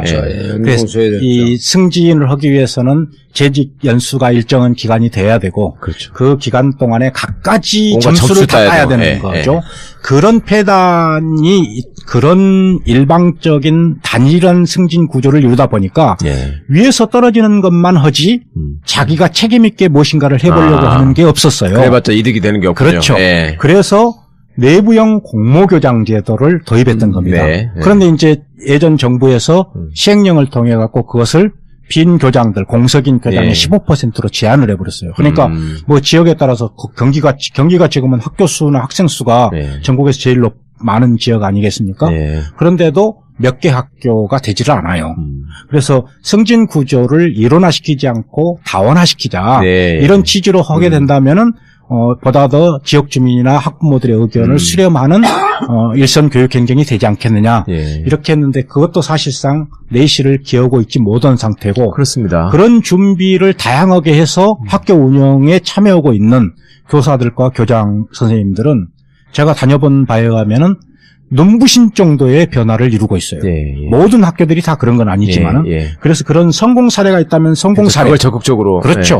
실패 사례가 있다면 그 실패가 어디서 기인했는지를 살피고 그 실패를 반복하지 않기 위한 이런 형태로 나가야 되고 저는 전국에 있는 모든 학교를 일시에 혁신학교로 지정하거나 이러는 것도 저는 타당치 않다고 생각합니다. 왜냐하면은 교육의 변화는 반드시 주체가 형성이 돼야 돼요.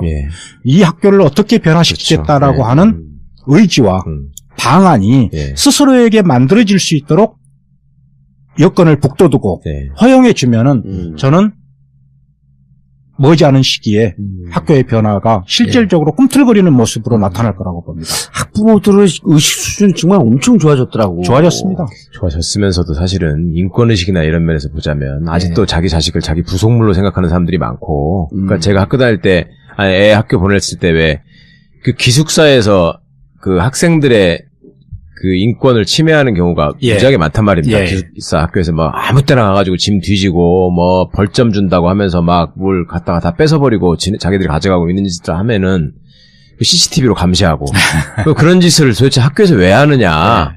그러면은 다 돌아오는 답이 학부모들이 원한다. 당신들끼리 그러면 토의를 해가지고 방법을 정리해와라. 내가 그대로 해줄게. 교장이 배짱 내미는 거예요. 아니 너네들이 애들 성적이 중요하다고 하면서 애들 왜 통제를 안 하냐고 해놓고 그걸 하면은 또 인권 침해한다 그러면 내가 어느 장단에 춤을 추리? 이렇게 얘기를 하는데 제가 보기에는 꽤 진보적 개혁적인 마인드를 가진 민주 시민들도 교육 부분에 들어가게 되면 그거 내 새끼 좋은 학교 아니 그런 요인도 있지만은 자기 자녀를 학교에다가 맡겨놓고 있다는 것 때문에 좋은 생각과 타당한 지적도 쉽사리 하지 못하는 게 현실이에요. 맞아요. 볼모가 돼버리죠, 애들이. 예. 그런 여건을 허물어서 그런 장벽을 허물어서 그분들이 제대로 된 자기 생각을 이야기할 수 있을 때 그런 그렇죠. 여건을 만들 때 학교가 변화하는 겁니다. 그러니까 그것이 저는 교육감이 직선제가 되고 하면은 그런 시스템이 만들어져서 소위 교육 현장에서 벌어지고 있는 온갖 부조리들이 학부모들이 쉽게 소통할 수 있고 쉽게 피드백을 받을 수 있는 이런 게 만들어질 거라고 기대를 했는데 여전히 마찬가지더라고요. 네. 그러니까 학교 현장에서 벌어지는 부조리들은 교사들이 단결해서 문제를 제기하고 시정해 나가지 않으면 안 되는 구조로 돼 있어요. 근데 교사는 문제 제기 못하게 하고 그렇게 하면 또 징계해버리고 네. 학부모들이 저기 하면은 이제 학생한테 불이익을 주거나 학생을 왕따시키는 방법으로 딱 또 통제를 하고. 그러니까 그 문재인 대통령이 제시한 전교조 합법화. 이것이 중요한 그 지름길 중에 하나예요. 그리고 많은 분들이 교사들이 전교조에 가입하라. 오바마처럼 권익을 찾기 위해서 그 노조에 가입하라. 노동조합이 활성화되면은 그 단위의 일들이 그런 투명성이라든지 공개성들이 확대되는 거죠. 그렇죠.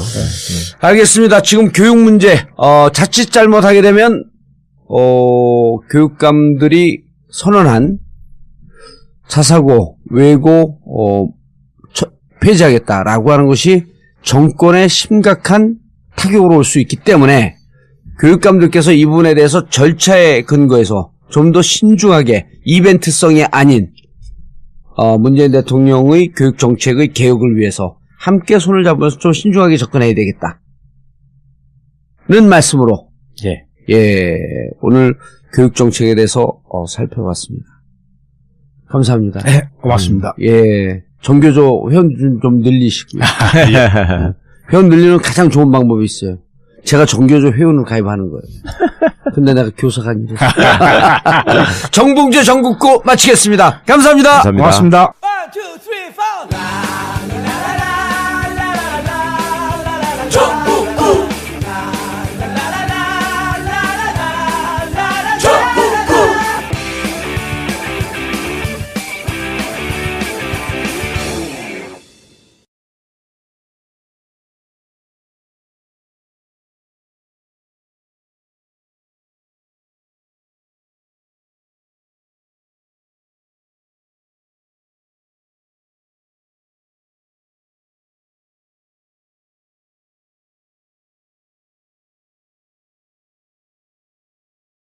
깬 게 이제 나 같은 사람들인데.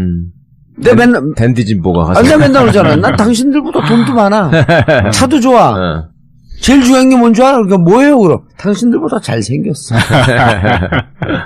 근데 그렇지 않게 선입견을 갖고 진짜 뱁새눈을 뜨고 쳐다보는 사람들이 많았어요. 그렇겠죠. 뭐라도 흠집을 하나 잡으면 상임위에 실제로 들어가서 논의를 하는데 아무 관계없는 이 의제인데도 불구하고 저 앞에 앉혀놓고 이제 전교조에 대한 비난과 비판부터 하는 거예요.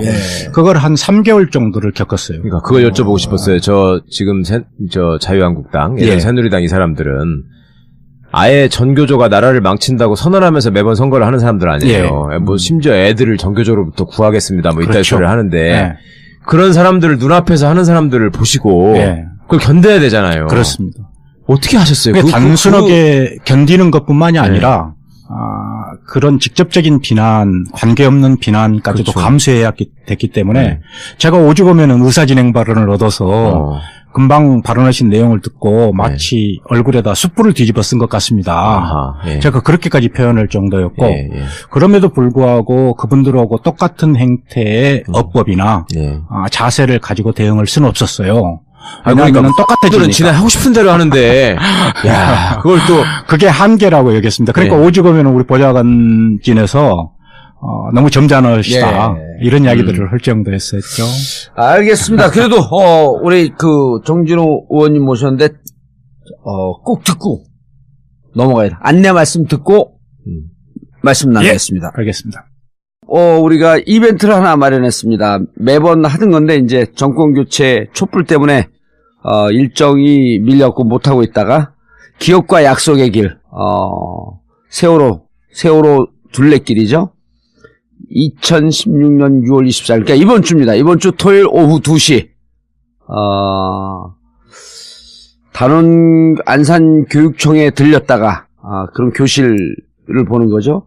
그리고 단원구 앞에 들리고 그리고 마지막에 분향소에 들리는 세월호 둘레길입니다. 6월 24일 토요일 오후 2시 안산시 단원구 고잔동 517-2 안산지원교육청에 오시면 됩니다. 6월 24일 토요일 오후 2시 안산시 단원구 고잔동 517-2 안산지원교육청 416 기업교실 앞으로 오시면 되고요. 자세한 내용은 wide9.net wide9.net에 들어오시면 자세한 내용이 있습니다. 자, 그리고 최강욱 변호사가 이번에 쓴 불멸의 신작 권력과 검찰 무슨 얘기예요? 검찰 개혁에 관한 얘기. 예, 검찰 개혁에 관한 얘기. 부제 괴물의 탄생과 진화. 예. 검찰을 괴물로 본 거예요? 그렇죠. 명예훼손 당하면 어떡하려고. 자기 홈타운 전주에서 한번 해야지. 22일 목요일 저녁 6시 30분 전주 한국 전통 문화전당. 예. 이건 뭐 하는데 여기는? 한국 전통 문화를 보존하고 공연하고 연구하고 예. 하는 전주에 그런 게 많아요. 근데 왜 여기 갖고 그 검찰 얘기를 해요? 전통 문화를 거기 사람들 들어갈 장소가 그런 데밖에 없대. 예. 그래서 여기 몇 명 들어간대요? 200명 정도. 그래 200명 오고 전주인데.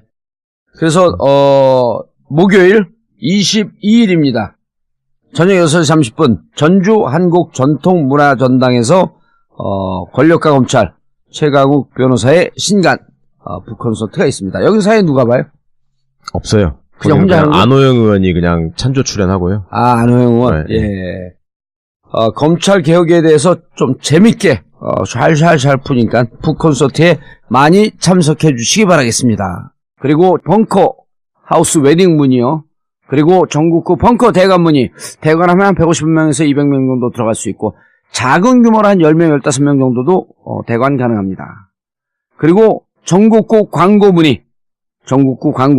02-948-1519 02-948-1519로 해주시기 바라겠습니다. 새벽 2시에 깨어났나. 딱히 고민이 있어서 그런 건 아니다. 새벽 5시에 일어났나. 새벽 6. 아우, 이 인간이 잠도 못 자게 화장실을 들락거려. 남성 활력과 전립선 건강 하루 한 알로도 충분합니다. 소팔메토, 옥타코사놀, 아연, 비타민 A, D, E까지 하루 영양 기준치 100%를 꽉 채운 메가셀 남자의 활력. 지금 바로 인터넷 검색창에 메가셀 남자의 활력을 검색해보세요. 새벽 2시에 깨어났나. 딱히 고민이 있어서 그런 건 아니다. 새벽 5시에 일어났나. 새벽 6. 아우, 이 인간이 잠도 못 자게 화장실을 들락거려. 남성 활력과 전립선 건강 하루 한 알로도 충분합니다. 소팔메토, 옥타코사놀, 아연, 비타민 A, D, E까지 하루 영양 기준치 100%를 꽉 채운 메가셀 남자의 활력. 지금 바로 인터넷 검색창에 메가셀 남자의 활력을 검색해보세요. 고등학교 사립 17개. 국제고등학교라고 이름 붙여진 학교가 7개 학교. 예. 자사고가 46개 이렇게 됩니다. 국제고는 다 공립인가요? 아니요, 거기도 공립이 6개고 사립이 한 군데가 사립 하나 있습니다. 있어요? 예. 이게 순기능도 있는데 어쨌든 지금 가장 문제가 되는 게 이게 이제 공교육 시스템을 거의 붕괴시켰다라고 하는 게 가장 큰 문제 아니에요? 그렇습니다. 예. 그러니까 이쪽으로 학교를 우수한 애들 다 뺏기고 보내고 난 다음에 공교육은 고등학교 때부터 2등 국민, 3등 국민이 되는 거 아니에요? 예. 학생들도 그렇게 그렇게 생각하는 거 아니에요? 네. 그러니까 우리 교육에 있어서 가장 큰 문제로 지적받고 있는 것이 그동안에 이런 학교들을 만들어버림으로써 교육의 격차가 엄청나게 벌어져 있다. 그래서 이제 일반 고등학교에 사실상 슬럼화가 이루어지고 있다. 그래서 일반 고등학교는 거의 포기 상태 아니냐 이런 지적을 하시는 분들이 있죠. 자사고 외고하면 과고는 빠지네요. 과고는 특목고에 들어가죠. 네, 등록고에. 그러니까 네. 과학고는 폐지하겠다라고 하는 얘기는 안 나오나요? 그렇죠. 아직 거기는 사실상 영재학교나 이런 것으로 되기 때문에요. 아니, 특목고에는 외고하고 과고가 다 들어가는 거잖아요. 다 들어가는데 특목고 폐지가 아니고 외고 자사고 폐지에 지금 아까 특목고라고 그러셨는데. 특목고 중, 특목고 중 외고 자사고는 외고는 실질적으로 외국어 전문 학생들을 육성하기보다도 그렇죠. 입시학원이 인문계 가는 의대 가는 입시 학교화 됐기 때문에 이것을 없애겠다라고 하는 거고 과학고는 그나마 설립 취지에 맞춰서 운영되는 학교들이 꽤 많이 있는 거죠. 그렇죠. 그러니까 특목고등학교가 전국에 152개교예요. 예. 그런데 이제 거기서 아까 말씀드렸던 외국어고등학교, 국제고등학교를 빼고 나머지 과학고등학교, 예술고등학교, 체육고등학교, 마이스터고 이런 학교들이 이제 있는 거죠. 근데 거기는 사실상 이 설립 취지에 맞게 운영이 되고 있는 거 아니겠습니까? 그래서 외고와 자사고가 가장 큰 문제다. 그렇죠. 국제고등학교까지. 과학고등학교도 문제가 많던데요. 2학년 때 그 무슨 지나가는 게 있다 보니까 3학년 교육이 이상해져 버리고 그것도 다 또 의대 가려고 또 이상한 짓 하고 이래가지고. 의대 가긴 하죠, 사실은. 순수과학, 기초과학을 좀 해줬으면 좋겠는데. 그러니까 아까 말씀드렸듯이 교육 격차가 벌어지는 게 계층 간의 문제, 그 다음에 도농과 도시와 농촌 간의 문제, 그리고 이런 현상들이 돈에 의해서 사실상 성적이 이 좌지우지되는 이런 현상이 국민들에게는 불공정하게 보이는 거잖아요. 거기다가 이제 우리는 미래에 대한 대비를 해야 된다라고 이야기하면서 여전히 이러한 교육 현상을 유지하게 된다면 과연 미래가 보이느냐 이런 이제 의문들이 제기되고 있는 거죠. 그리고 보면 오늘도 이제 우리가 이거 하기 전에 이제 아주 고통스럽게 좀 이율배반적인 삶을 살 수밖에 없는 사람들이 있어요. 뭐냐면 진보적 가치관을 갖고 있는데 공교육 일반 공립학교, 사립학교 이런 데 보내면 일반 학교죠. 그럼 이게 뭐 대학교 제대로 못 갈 것 같으니까 애들은 공부를 좀 잘하고. 그러니까 어쩔 수 없이 자사고 보내는 사람들이 꽤 있어요. 요즘 저한테 문자 무지하게 많이 와요. 나는 자사고, 외고 이런 거 있는 거 반대한다. 근데 어쩔 수 없이 애가 가고 싶어서 놓는데 실질적으로 애가 그냥 일반 학교 갔으면 공부도 안 하고 뭐 성적도 떨어지고 대학도 제대로 못 갈 것 같은 두려움이 있다. 그러면 자사고 정책, 외고 정책 없애야 되는데 없애려면 또 대안이 뭐가 있냐. 현실적으로 불안한 현실적으로. 거죠. 그러면서 학부모들 만나면 뭐라 하냐면 왜 여기가 좋습니까? 그러고 자기가 다른 학부모들에게 여쭤본다는 거예요. 국영수 시간이 일반 학교보다 많아서 좋습니다. 그러니까 이미 학원이 됐거든요. 그렇습니다. 근데 이 국영수를 배워서 좋은 대학 가야 되겠다는 기대 때문에 국영수 중심으로 고등학교 교육이 돼서는 안 된다고 생각하면서도 어쩔 수 없이 쫓아간다는 거야. 제가 2014년 자료를 국회에 있을 때 보니까 제가 쭉 확보를 해가 보니까 전체 수능에 응시했던 학생들을 전체로 놓고 봤을 때 일반 고등학교 학생들이 수능 응시자의 90%였고 그다음에 예고 자사고 출신들이 10%였어요. 근데 그 학생들이 우리가 흔히 이야기하는 스카이, 서울대, 연대, 고대 진학률을 보니까 거기서 다 싹쓸이 하는 거 아니에요? 10% 전체 고등학교 학생들의 10%밖에 안 되는 학생들이 그 스카이에 진학한 확률이 48%였어요. 그러니까 이건 이런 불공정성은 이루 말할 수가 없는 거죠. 그러니까 90% 학생들이 그 정도 들어가야 되는데 10%밖에 안 되는 학생들이 서울대, 연대, 고대에 48% 진학했다.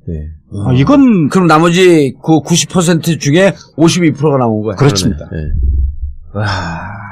이런 불공정성이 유지되어서는 우리 애한테 교육의 정상화가 아니라고 해야 되겠는데. 이제 그런 점에서 학부모들이 자사고나 외고를 선호하는 경향이 있죠. 근데 그것도 참 막연한 것이 자사고 외고를 들어간다고 해서 그게 다 보장되는 건 아니잖아요. 그리고 뭐 대학을 그런데 나왔다고 해서 인생이 보장되는 게 아닌데 이게 나라가 워낙 비틀리고 이상한 역사들을 겪고 있다 보니까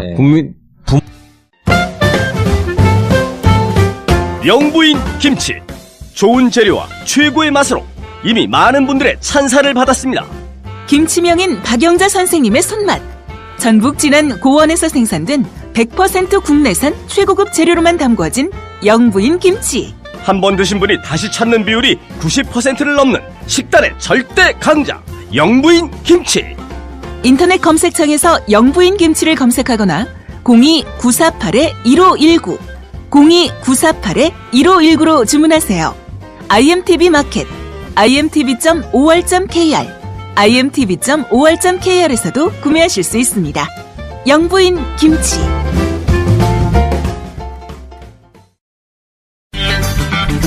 전국구 후원 대리운전 1644-6785 1644-6785. 정치가 풀려가는 것 같아 한장, 기분 좋아 한장, 미래에 희망이 생겨서 한장. 아무리 그래도 과음은 하지 마시고요. 딱 한 잔이라도 하시게 되면 반드시 전국구 대리운전을 이용해주세요. 전국구 후원 대리운전 1644-6785 1644-6785.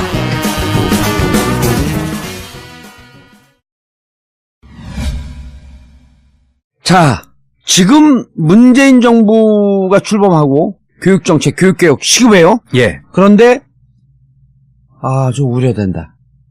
그렇습니다. 예, 그래서 오늘 우리 교육정책에 대해서 성공하기 위해서 그냥 문재인 대통령의 정책이 위험하다라고 하는 것보다도 주위에서 같이 손을 잡고 나가야 될 분들이 조금 오버하면서 뭔가 지금 교육계의 반발을 조직적으로 나올 수 있는 자양분을 오히려 제공하고 있다. 그런 지적들이 지금 많이 있습니다. 이미 자사고 학부모들 막 나오라 그랬고 5개 학부모들이 단결했잖아요. 학교에서 18일 날 자사고 특목고 폐지 반대 데모했죠. 예, 발표를 했죠. 예. 근데 그게 5개 학교에 국한되는 게 아니라 이후에는 제가 들여다본 사이트나 이런 데서는 굉장히 그분들의 결집 현상이 나타나고 있는 것을 봤어요. 굉장히 우려스러운 지점 중에 하나입니다. 어떻게든 이걸 막아내고 자사고를 지키고. 그의 교육이 사실상 큰 줄거리에 대한 이 국민적 합의나 이런 게 없이 그때그때 필요한 내용들을 땜빵식으로 이렇게 해온 체제이지 않습니까? 예. 그래서 국민들의 이 교육이 변해야 된다는 요구는 누구나 다 하셔요.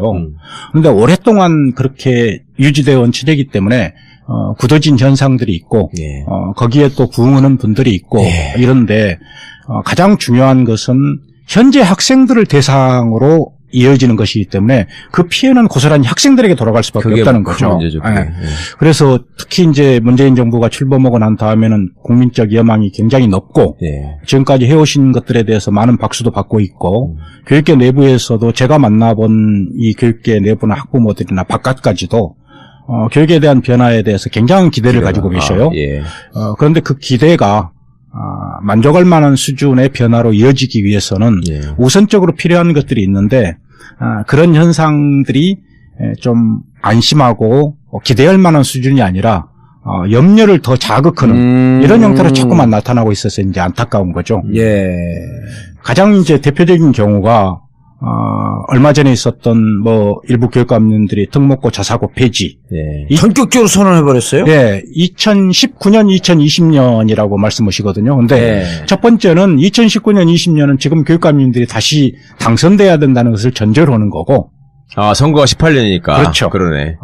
그러니까 자사고 외고 폐지가 아니라 내가 꼭 당선되겠습니다. 이런 선언을 한 거네. 자칫 잘못하면 그게 정치적인 이 발언으로 오해될 소지가 있고 그런 정치적인 발언이 그것을 해서 끝나면 모르지만은 아까 말씀하셨듯이 특목고나 자사고에 벌써 수정났어요 지금. 이게 지금 19년, 20년은 지금 다니는 학생들 졸업하면 없앤다 이런 뜻으로 그 아니죠. 건가요? 지금 1학년들이 19년 돼서 3학년인데? 초중등교육법 시행령에 보면은 자사고 특목고는 지정되고 나서 5년마다 한 번씩 평가를 해서 심사에 재지정을 하도록 하고 있죠. 그럼 지정을 안 하면 되는 거구나. 19년은 어느 지역에? 19년이 제일 먼저 도래하는 것이 경기도. 그다음에 20년이 계속 이제 19년부터 20년까지가 전국에 있는 이 84개 특목고 자사고에 대한 평가가 이루어지는 이게 거죠. 서울보다 경기도가 먼저 생긴 거예요? 그렇습니다. 제일 먼저 평가가 도래하는 것이 경기도입니다. 19년에. 그 다음에 이제 19년서부터 20년 사이에 전국에 있는 84개의 자사고 특목고가 전부 다 심사를 받게 되는 거죠. 그러면 과학고, 외고 이런 것들도 다. 그렇습니다. 과학고, 외고, 자사고. 그리고 이제 서울과 경기에 많이 있죠. 외국고등학교. 근데 이제 외국고등학교나 자사고는 사립고등학교니까 외국고등학교도 공립이 있고 사립이 있어요. 그렇죠. 그렇기 때문에 그리고 이제 공립도 있나요? 공립도 있습니다. 외고 경기외고 이런 거. 공립이 14개입니다. 그리고 사립이 17개.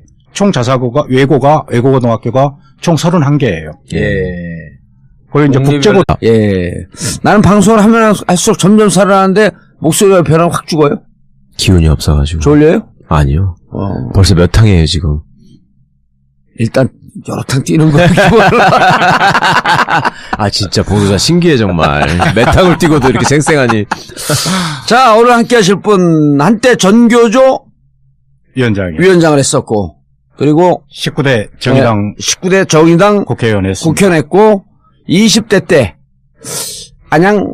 안양이죠. 동안. 예, 동안 의뢰 출마해서 민주당하고 후보 단일화가 됐으면은 될 뻔한 선거를 심재철 의원한테 떨어졌죠. 예. 그때 표차 많이 났나요? 예, 많이 났습니다. 근데 민주당하고 정의당 합하게 되면 이기는 선거였어요. 훨씬 월등하게 이길 수 있는 구도였죠. 거긴 지역도 좋잖아, 사실.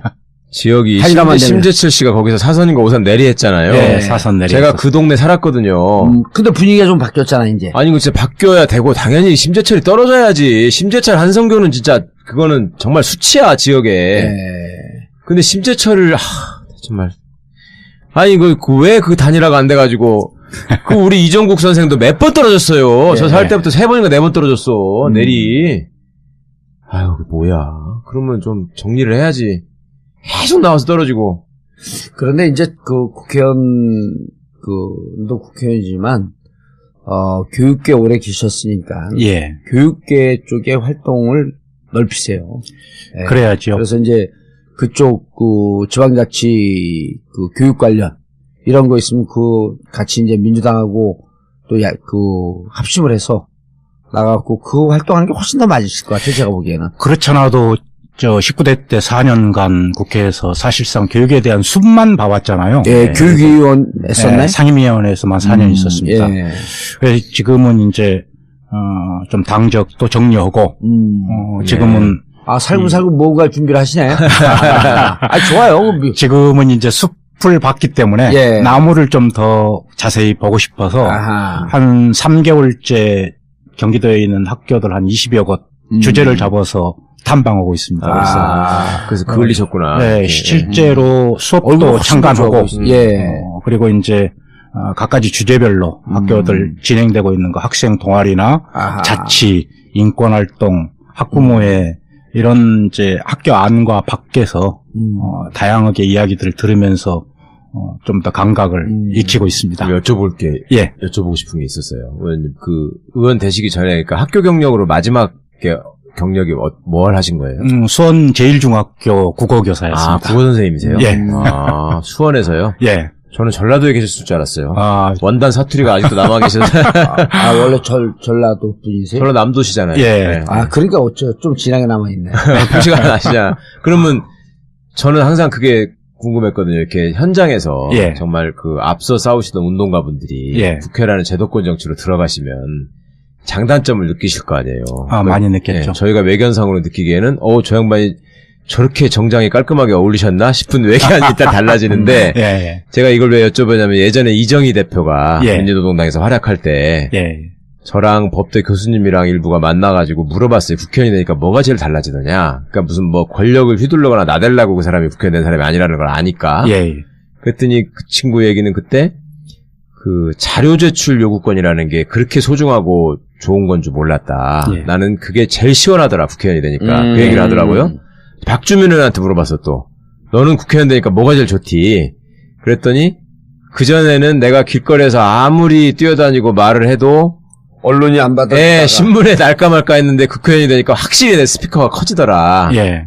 그거 두 가지 얘기를 하더라고요. 의원님 어떠셨어요? 저도 그 두 가지는 동시에 같이 느꼈습니다. 뭐가 더 컸다는 건 없어요? 저 같은 경우는 거기에 좀 더 보탠다면은, 교육운동을 하고 정교조 활동을 할 때는, 저희들이 현장의 목소리를 아무리 외쳐도, 실질적으로 1대1로 그것을 담당하는 교육부나 장관을 포함해서, 당사자들하고는 이야기할 수 있는 기회가 거의 없었어요.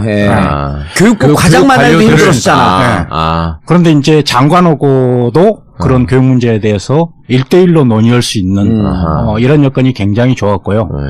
그럼에도 불구하고 구조상 여러 가지 일들을 많이는 못했습니다만은 거기에 하나를 더 보탠다면은 자세였습니다. 이 정교조 위원장 출신이고 오랜 교육운동 경험이 있으니까 국회에 들어와서 저런 모양을 보이는 거다라는 지적이나 인상을 받지 않기 위해서 자세가 훨씬 더 조심스러워졌고 걸음걸이부터 시작해서 말투까지 그리고 복장까지가 조심을 안 할 수가 없었습니다. 그게 저 혼자만 욕을 얻어먹는 거라면 모르지만은 함께 왔던 그런 분들까지를 이렇게 싸잡아서 이 욕을 먹게 할 수는 없었기 때문에 아주 극심할 정도로 조심했었어요. 그런데 아니 이런 거에 뭐냐면 제가 끼어들어갖고 잠깐 얘기하면 자칫 잘못하면 이런 게 있거든요. 운동권 진보 진영의 찌질이들 이런 이 선입견들이 있어요. 그걸 이제 그 선입견을 부모들 입장에서는 일종의 그게 가는 게 무슨 안전빵이라고 생각하고 그거라도 해줘야지 얘가 나중에 사는데 편할까 이렇게 생각하는 거잖아요. 자사고 그게 너무 속상하더라고. 자사고나 외고고등학교가 없었을 때는요. 실질적으로 일부 부유층의 학부모들이 중학교 이후에 이제 대학 좋은 대학 가기 위해서 사교육에 뭐 집중하고 막 그런 현상이 나타났었어요. 그것만으로도 사회 문제가 됐었지 않습니까? 근데 자사고나 외고고등학교가 설립된 이후에는 요즘에는 특히 이제 강남 지역을 중심으로 오는 학부모들은 초등학교 4학년 때부터 이미 세팅을 합니다. 그래서 중학교 때까지 내신에 대한 모든 것들을 다 완비를 해버려요. 자사고를 가기 위한. 그 자사고뿐만이 아니라. 특목고를 가기 위한. 그래서 중학교 1, 2학년 때까지 심지어는 대학 가기 위한 수학 1, 2를 6바퀴 돌린다고요.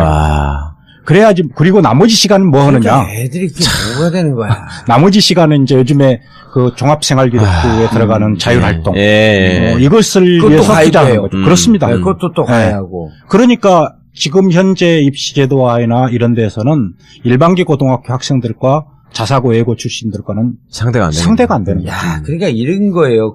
그 전에 이게 이제 평준화돼 있을 때 대학 가려고 하면 좀 노력하는 게 이제 경쟁에 본격적으로 붙는 게 고1, 고2쯤서부터 붙기 시작하는 거거든요. 물론 이제 그 외고, 특목고, 과고 생기기 전에. 그러면 애들이 사실은 고등학교 때까지 뭐 이렇게 뭐 쭉 공부하다가 그때부터 붙으니까 한 2, 3년 정도 고생하는 거거든요. 근데 외고하고 과학고가 생겼을 땐 중1서부터 애들이 중1 때부터 이제 준비를 해. 근데 자사고가 생기고 나니까 경쟁이 점점 치열해졌고 초등학교 4학년으로 이 경쟁이 내려간 거야. 그러니까 예전에 평준화 이전에 중학교 입시를 없앤 적이 있거든요. 60년대 후반 70년대 초반에 중학교 입시를 왜 없앴냐면 초등학교 2학년 3학년서부터 애들이 과외를 해야 되는 거야. 대학생처럼 고3 수험생처럼 공부하니까 중학교 입시 없애자. 또 중학교 입시 없애놓고 보니까 고등학교 입시를 해야 되는데 초등학교 5학년 6학년서부터 공부를 하니까 이것도 없애자. 그냥 평준화를 갖고 그나마 애들이 행복한 삶을 사는 거예요. 아니 우리 고등학교 때도 물론 그 얘기 옛날 얘기지만 고2 2학기 때부터 공부합시다. 그래 맘먹고 서울대 가는 애들이 있다니까. 그렇죠. 예전에는. 근데 지금 초등학교 4학년 때까지 가고 중학교 한 2학년 때쯤 맘 잡고 우리가 공부하려고 그러면 주위에 있는 학부모들이 그런다잖아요. 이미 늦었어요. 그렇죠. 꼭 그렇지도 않던데요. 저도 자식 대학 보내본 입장에서 나중에 해도 다 지가 할만하면 가던데 뭐. 당신 애들은 일단 머리가 좋잖아. 아니 그건 아니에요. 우리 애들이야말로 촌에서 그냥 막 다닌 건데 저는 지금 선생님 말씀 들으니까 막 나는 진짜로 애들을 방치했구나. 사실은 대치동 이렇게 한 번씩 놀러가서 사람들 얘기를 들으면 그런 말씀 들었거든요. 이미 초등학교 4학년 때부터 판가름이 난다. 그때 어떻게 말하자면 부모가 다져놓고 만들어놨느냐에 따라 달라진다는 얘기를 하는 거예요. 그래서 제가 참 속으로 정말 별짓을 다한다 이렇게 생각을 했는데 실제로 그렇게 되고 있구나. 실제 그렇게 됐고 아니 저는 이런 얘기할 자격이 있어요. 왜냐면 우리 아들은 대전에 있는 대학을 갔어요. 국토의 안정적 균형 발전을 위하여 대전에 있는데 갔고 그럼 뭐 걔는 한 2등급까지 올라갔는데 별로 뭐 이렇게 공부하는 게 중요하지 않다고 대학 들어갈 때는 3.5등급쯤 냈는데 떨어질까봐 5등급 들어가는 대학으로 등급 높구만. 하향 지원해갖고 또 학교 들어가면서 처음으로 대학교 1학년 입학하면서 장학금도 받아와요. 그러더니 2학기 올라갈 때는 F가 한 서너 개. 아니, 그런데, 예. 그래도 행복하게 살아요, 우리 아들은. 그럼요. 그렇죠. 행복하게 사는 게 중요하지. 교육이 사람을 변화시키는 건데 네. 교육이 시험 봐서 줄 세우기를 하는 형태로 작용을 하고 있기 때문에. 최근에 대입병이라는 말이 생겼더만요. 그러니까 네. 그렇게 부모들의 어떤 프로그래밍과 닥달에 의해서 만들어진 학생들이 대학에 가서 자유롭게 대학 1학년을 거치고 나니 얘들이 그 다음에 나는 뭘 해야 되나? 이게 이제 완전히 비워버린다는 거예요. 그렇죠. 그럴 수밖에 없죠. 그 대일병이에요? 대이병. 대이병. 대학교 1학년까지는 정신없이 놀다가 합격했다는 성취감. 그다음에 대학생이 됐다는 걸 놀다가 막상 2학년이 되니까 이제 그러면 이제부터는 학원을 어디를 또 다녀야 되지? 이런 것들이 이제 나는 여태까지는 학원을 다녔으니까. 그렇죠. 그런데 그래서 대학생들이 다시 학원 가잖아요. 또. 그러니까 우리 아들은 대학교 2학년 됐거든. 1학년 때 그렇게 놀고 F 받고 그러더니 지금은 밤을 새워서 과제를 해요. 그건 내가 그렇죠. 너 미쳤냐 그러니까 아빠 나 이거 놀러 가면 안 돼. 숙제해야 돼. 맛을 들인 거지 이제. 막 해 이거를. 그리고 우리 건물에 와갖고 어디 공간 하나 빈데 아빠 우리가 이게 내가 경영학을 공부하는데 여기 옆가에 소주 방을 만들면 이게 터질 것 같은데.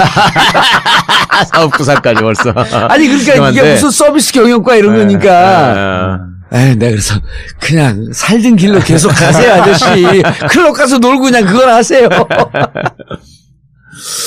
자, 그런데 이 학교들을 일본에 어떻게 없애요? 2019년에 어떻게 없앨 것이며 그러니까 무조건